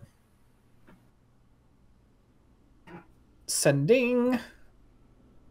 Looks like we found you. Dragon incoming. All right, I'll try to get used to that. Okay, landing. Yep. Imagine we did that and just flew over. Just dropped a big loogie in the middle finger over it. Okay, but as you fly closer, Polaris trying not to, paste everyone inside the house by dive bombing, just slowly spiraling downwards. Eventually, he does make like a very like space shuttle-like landing, just skidding on the ground a couple times across the snow. And as you see, as the claws sort of impact the snow, it does sink in probably about like a foot before it hits actual sand. It's sort of clumpy and frozen together, but it's sand. This is a beach. And as he does, he impacts. He sort of crouches down, and the foldable stairs extend out for you. Just looking around through the windows, it really is very featureless on this island, at least on this shore. You did see somewhere in the center as you're coming down, there is like this patch of purple. But you do see, as you all disembark, the crashed airship, the Whisper Wind, captain of Avandra Lillian Caspian's old ship, sort of just torn in half with huge claw marks taken out of it, with this very thick trail of blue smoke just pouring out from the back.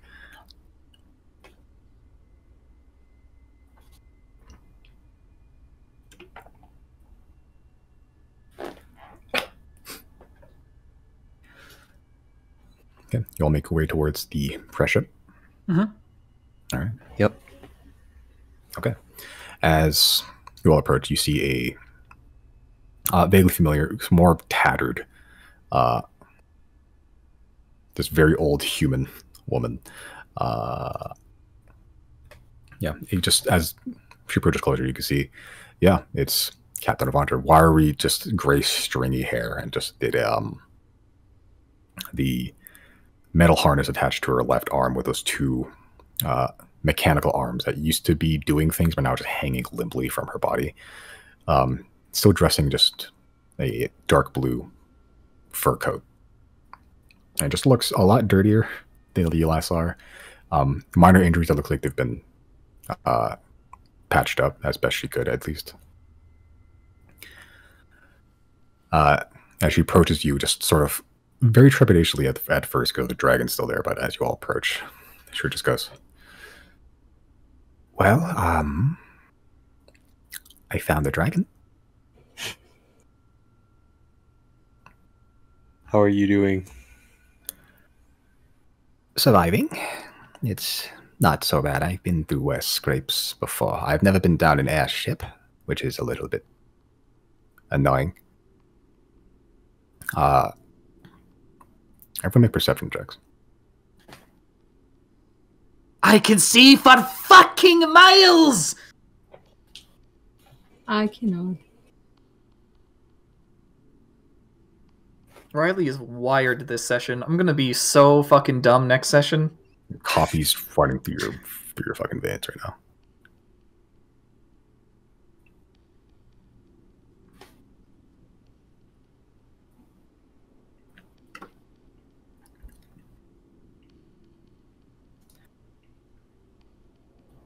Joseph? 33. Perception check. Oh. Sorry.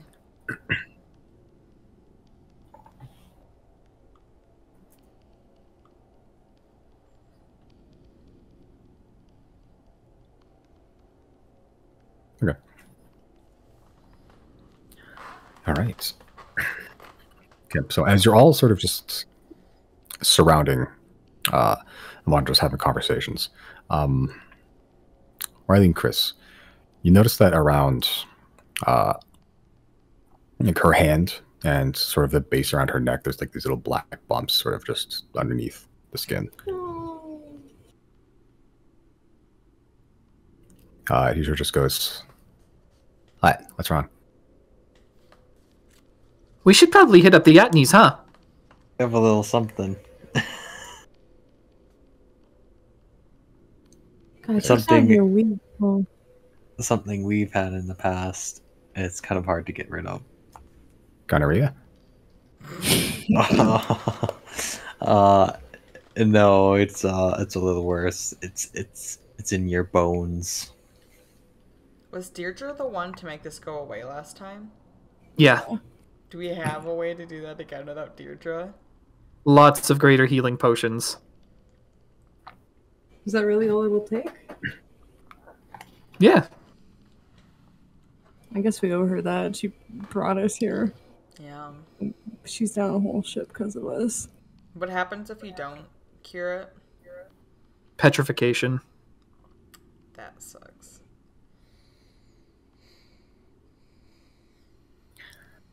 Yeah, let's maybe spare her from that. Jana, ring the bell, please. Ring, ring, ring, ring, ring. Wait, who's wearing one of those amulets right now? Which one? Are any of us? I didn't. Merrick. I have it, but I'm not using it. Hmm. Okay.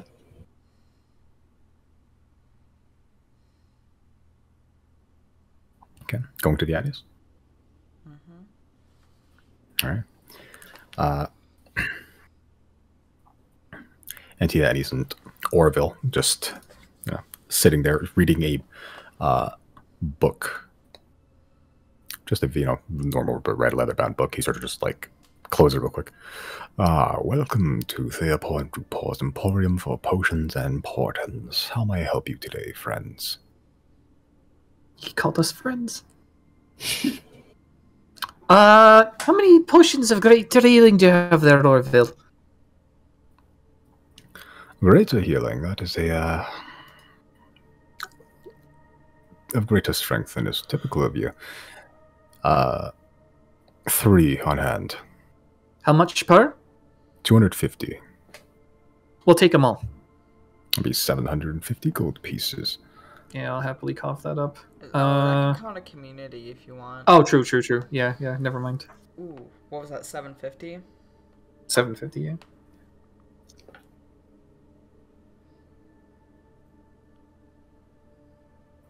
Okay.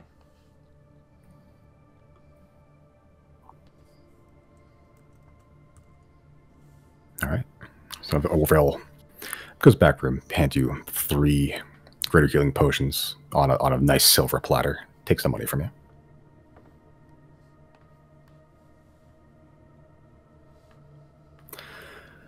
Right, is there anything else I can get for you? When he stepped out, can Jana like kind of peek to see what he was reading? Sure, make a perception check.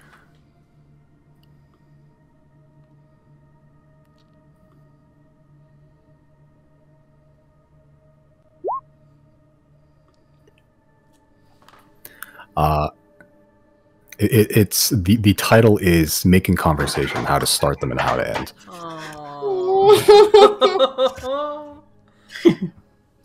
Can I also like look around like where he typically hangs out in the store and to see like, you know, any personal items or anything of character from Orville?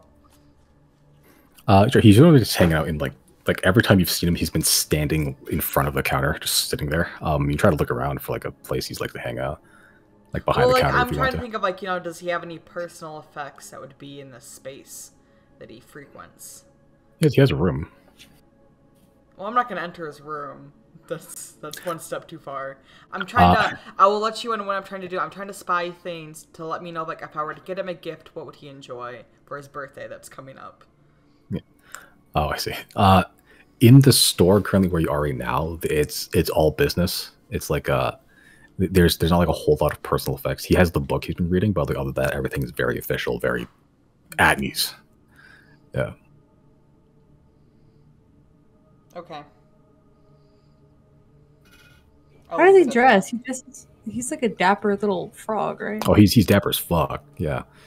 Yeah, just get some fresh threads or something. He doesn't. Does he wear a top hat? No. He does He now. He does now. Can I guess when Orville gets back, can I ask if is there any like new stuff you guys got? I don't know. What do you got? We got a little money to spare. What do you got? We have a number of magical items. We've replenished some of the more commonly purchased items, such as the healing potions. Would you like to shrink very small? Yes. Can you say that word again in a funny way? Would you like to be very diminutive? Oh. Would you like to be fairly small? Thank you. Thank you. Is it I'll hear it out. Yeah. It is a potion that allow one to shrink to fairly small sizes to maybe perhaps to allow yourself to squeeze into tighter areas that you may not be able to otherwise. How small? Like Honey, I Shrunk the Kid small? Or...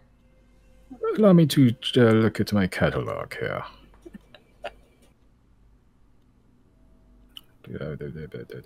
Let's get it and Chris can like Ant-Man somebody. Yeah, I was saying, yeah, is it like...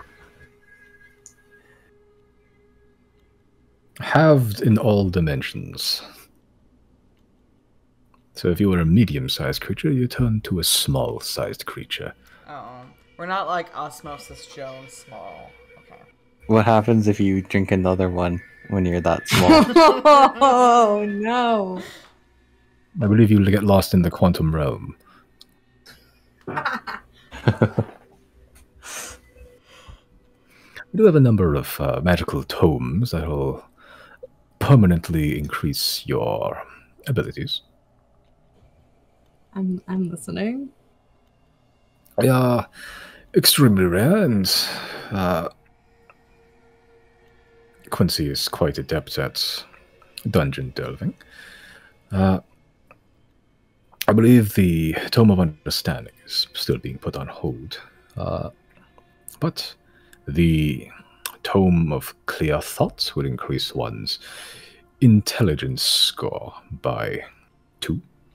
And the Tome of Leadership and Influence will increase the charisma score by 2 permanently. But it can only be used once per century. How much is it? 10,000 gold pieces. Yeah, that's fair. Does it work on someone who is already maxed?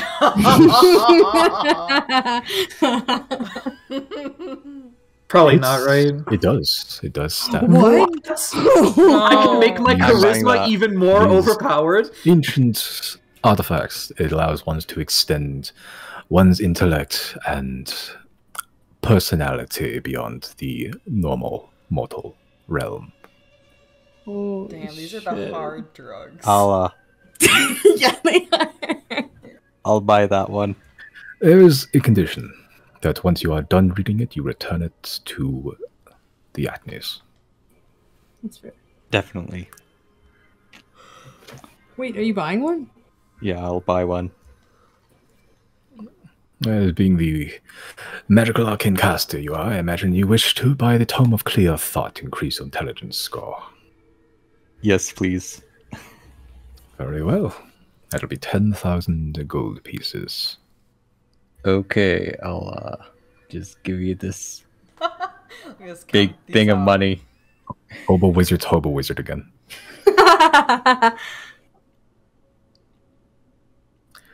All right. That's insane that we have that amount of gold like on our persons. Yeah. Like that's like you bought a new car in cash and you just had it in your pocket Yeah, it's an insane with amount money of to money. spare. You guys have gold. Yeah, yes, you guys have gold bags of holding, but like, yeah, it's a lot of money.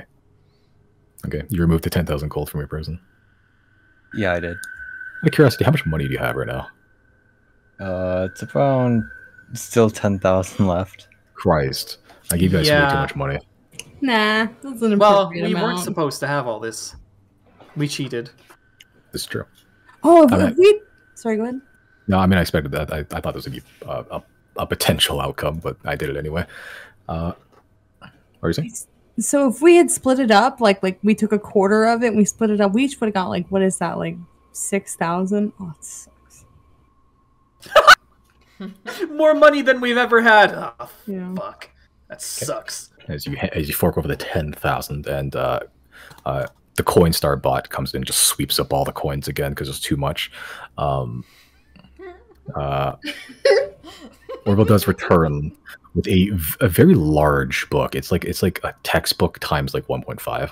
Like it's a pretty sizable book, and like it's thick. It's like it's like a Merriam-Webster dictionary. It's huge. It's like gilded in gold, and like there's like a picture of like a scholar on like sort of like engraved in the center in like bronze. It's a very fancy book. Orville sort of just goes, you must spend holy shit, how does this work? Oh, you have to spend a number of days studying it before actually effects. Okay.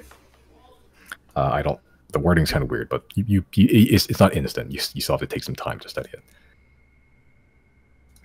Yeah, for sure. Is there anything else I can do for you? Which one did you say was on hold?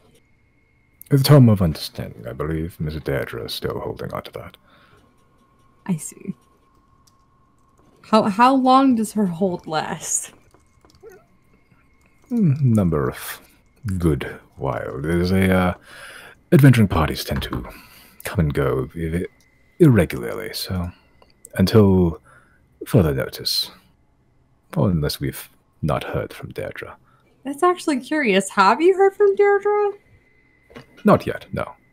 since we saw you with her? Yes. Huh. Okay. Well, Deirdre doesn't have a bell, does she? Yeah, she does. Oh, she bought one? Okay. Well, I guess I will wait to see if that hold runs out.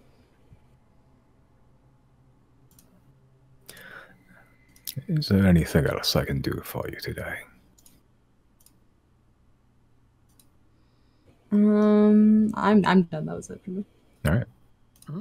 What you can do is have yourself a good one. A good one I will have. Thank you. And a cold one. Oh yeah. No. Have a That's good going one to with be that us. one. I will skip on this one. Orville, do you want to hear the shit we just went through? Riley's actually laughing in character. Your stories are always very interesting, Miss Jenna. I'll fill them in on like the past, like the snow. I don't call it the silent breath, and then also meeting Zol. Just hot goss catch up. I just went through it, Yeah, don't worry. I just went through a magic blizzard and met an ancient, fucking like 1,000-year-old creature. Don't worry about it. The huge. Orville just goes, well, I see your journeys are fraught with adventure and discovery, as per usual. Zol, Wailing Sea, you said. Perhaps I'll send Quincy to see if he can contact Zol. I wish him luck. That'd be quite... Quincy's like an intern, right? He's like a part-time worker, yeah. I wonder how much they pay him. Not enough. Yeah. I thought they didn't pay him. No, they Not do. enough. They just don't. Yeah, not enough, and they also don't give him enough time off. Part-time, my ass. Orville, do you work here every day? I technically live here, so yes. We've been through this, have we not? Yeah. He's got his little startup fund. Yeah, okay. If at any point he feels like he deserves more, he can do that. I was thinking of unionizing the Annie workers, but... Does Rupor ever... Does he do a lot of work? Or is he pretty lazy? RuPaul does a lot of work. Well, Miss Nasa RuPaul does fairly much all the enchanting and the creation of medical items. It is all Master RuPaul's doing. Master Theopal handles the coin and the business aspect of things. And I just aid in those endeavors. What do you know about them? Where do they come from? Where are they from? Oh, they don't get very personal with me, so I'm afraid I do not have that information. I guess we'll have to get Cyborgs personal or with them. something. As far as I'm aware, they have been masters out there for as long as I can remember. Where are they at right now? I believe they are sweeping down to the mainland through... I do have them on the map somewhere, I Oh, think. sorry. I didn't mean to put you on the spot, I can hear Simon. Simon clicking. I believe they've This just is- reached... Go I ahead. believe they've reached Portha and are now heading down towards the Old King's Road away to Adio. This is a testament to your good DMing and RPing, Simon, that I get so lost in the softness of the conversation I don't actually realize I'm talking to you as a DM and I have to look at stuff. It feels like, oh, this is a natural conversation. It's pretty good. Hell yeah. I've been tracking through movements for like 8 months. My disbelief is completely suspended. Is there anything else I can get for you today? What's the word on those items I asked for? The ones I asked to be made. As well I as believe like- they actually just completed, now that I think about it. It was just earlier today. The Master RuPaul finished up the rest of the bag of holdings and amulets that you requested.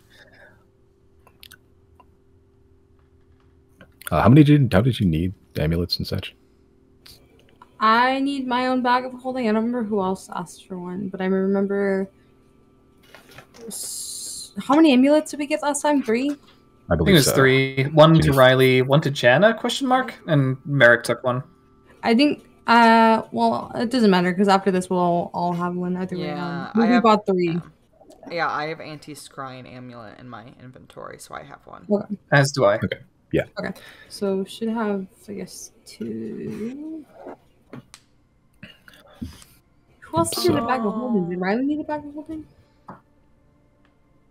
Jana has a bag of holding.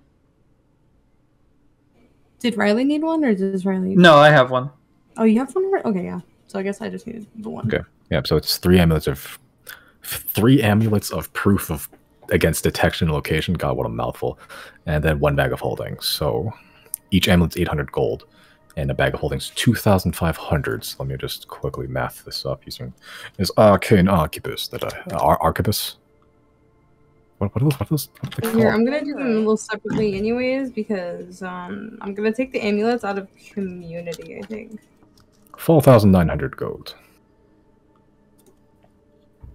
I don't think we have 4,000 gold in community. Oh, do we not? Okay. No. Sorry, I'm paying for my bag. I just 1,600 for the 2 amulets, though. Making 2 amulets or 3 amulets? I thought we only need the 2. Because as of right now, we already have 3. That's Jana, Riley, and... Oh, right, cool. Merrick. Sorry, I don't know why I thought 6. Oh, okay. Yeah. 6? So, Jesus, I didn't... 6 total. That's what I thought you needed total, but I got on the why. Yeah, sure. Okay, so... Oh, that's not right. 4,100 gold pieces total, 2,500 for the bag of holding, and 1,600 for the 2 amulets. So I'll pay for my bag, but can we take this 1,600 out of community? I can't tell which of these So is what, gold. 1,600 gold? Yeah. We don't have that much gold in community. Okay. We only have like 2,300 in community right now.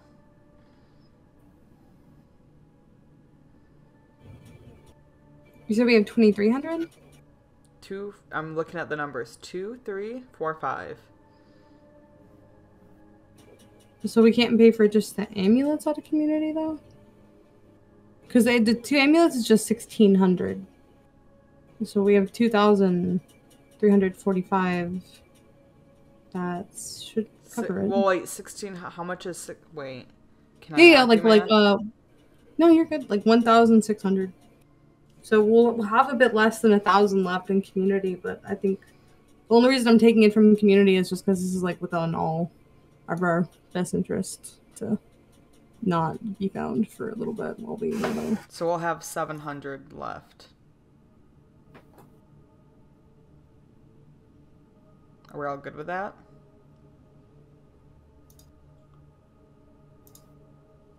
This is specifically for the non-detention medals? Yeah. Yeah, go for it.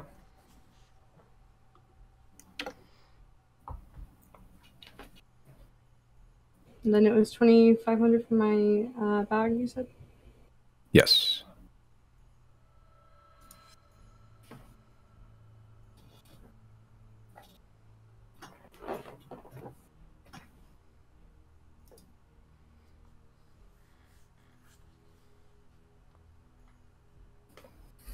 Okay, marked off the goal. Yeah. All right. Okay, so Orville gets your items for you and gets you a fairly large satchel, and just 2 more identical amulets that protect you against being scryed on and being seen whilst scrying.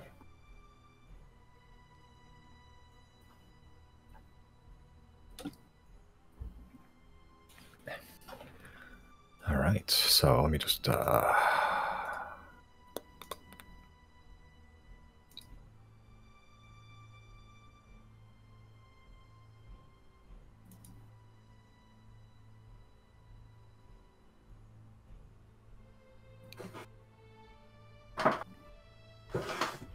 you all have bags of holding now, which is terrifying. Infinite storage space. Okay, Orville just goes, is there anything else I can do for you tonight?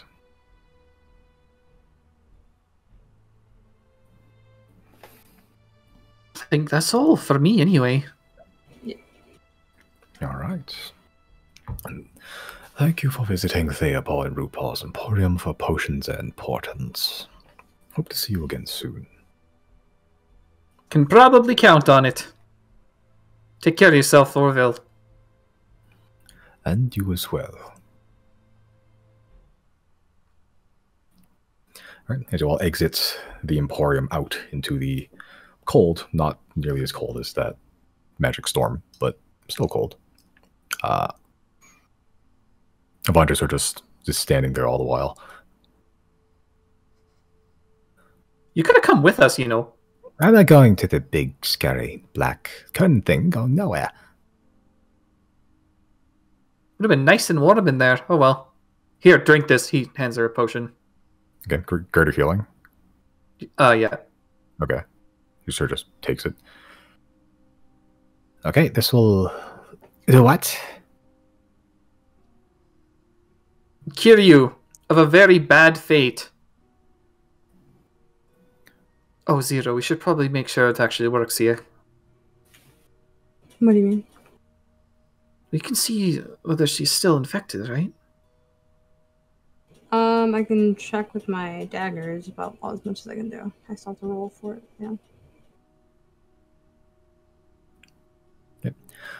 She just downs the potion. Just all one go. Cherry flavored.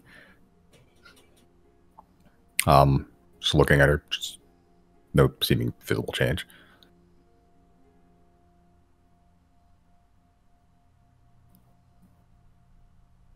Like she still has the bumps, is what you're saying? Yeah. It's probably going to take some time, right? Because Deirdre took like a whole day to heal just one person, didn't she? Yeah, I think it was with greater restoration. That's why we needed diamonds. I specified restoration, not healing, right? You said greater healing. No fucking way I did! There's no greater restoration potion. Oh no! That's a stupid brain moment from me. No fucking way. I was like, potion greater healing? Yep. I was like, oh, okay. Why the fuck did I... Oh... No, I just threw 250 gold out for no reason, dude. I mean, it'll be useful in a pinch to one of us. It's fine. It gave her some food in her stomach. Yeah, if we just document that we have those, and everyone knows that it will be useful in a pinch next time we're in a fight. Yeah. So yeah, you still have 2 greater healing potions, which are still pretty good. True. However... Sorry, guys. I forgot what the words were. For somebody who studies the arcane arts, I'm a little bit embarrassed. I need to take a load off. I'm gonna go fish. I'm thinking the only people that can help her now are maybe like somebody in Obethus in the Hollow 10. Okay. All right, but while you have landed on the unnamed island that Avandra crash landed on, met with Zal, and discovered that Avandra seemingly infected with a similar affliction you've had not long ago. That is where we will call it for tonight.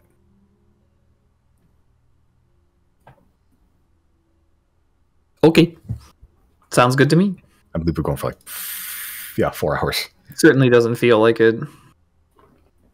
Then again, it's been like, what? We took a 3-week break again, so these fly by faster because we haven't been doing them as frequently. That was a good session, though. All the lore. Yeah. Well, like, it was good because, you know, we've had such a big break that, you know, we had to come up with questions, so we had to recall information from That's before, true. and Yeah. just kind of ask those questions and that. All right. How close are you guys to leveling? And how much can I tease you? Oh, if we level up on session 69 on our 3-year anniversary. Oh.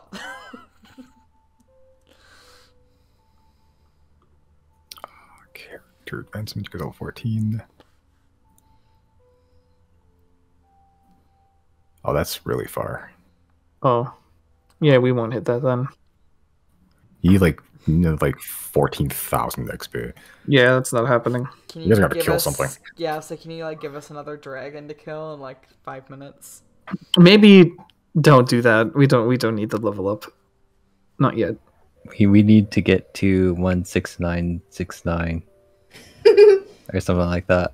Isn't that... Hold on. 169, 14,000. 420. If we're Okay, for session 69, if we just fought a dragon, the logical conclusion is to give us a dungeon, right?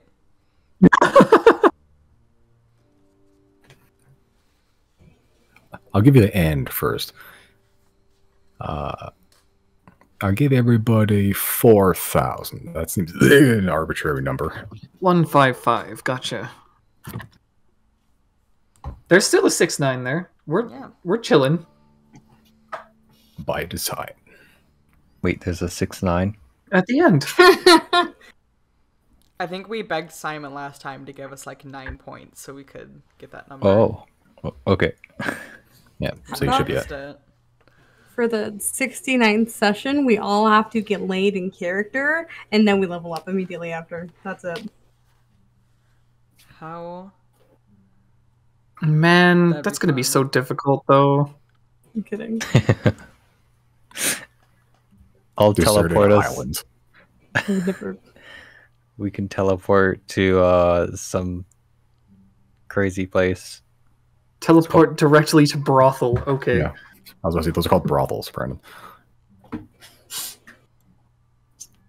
Okay, we need to get how do we get this, Simon? We need to get 14,127 XP next session. So then our experience points will be 169,69696.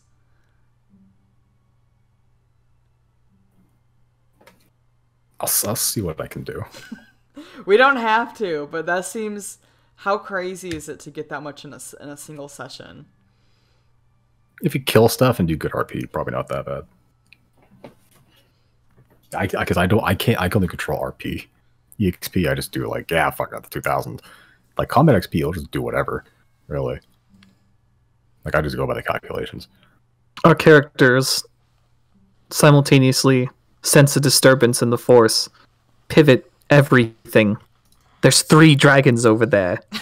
We need to get stronger. And then the RP comes in, and instead of killing them, we kill them with kindness. So we still get the killing XP, but we also get the RP XP.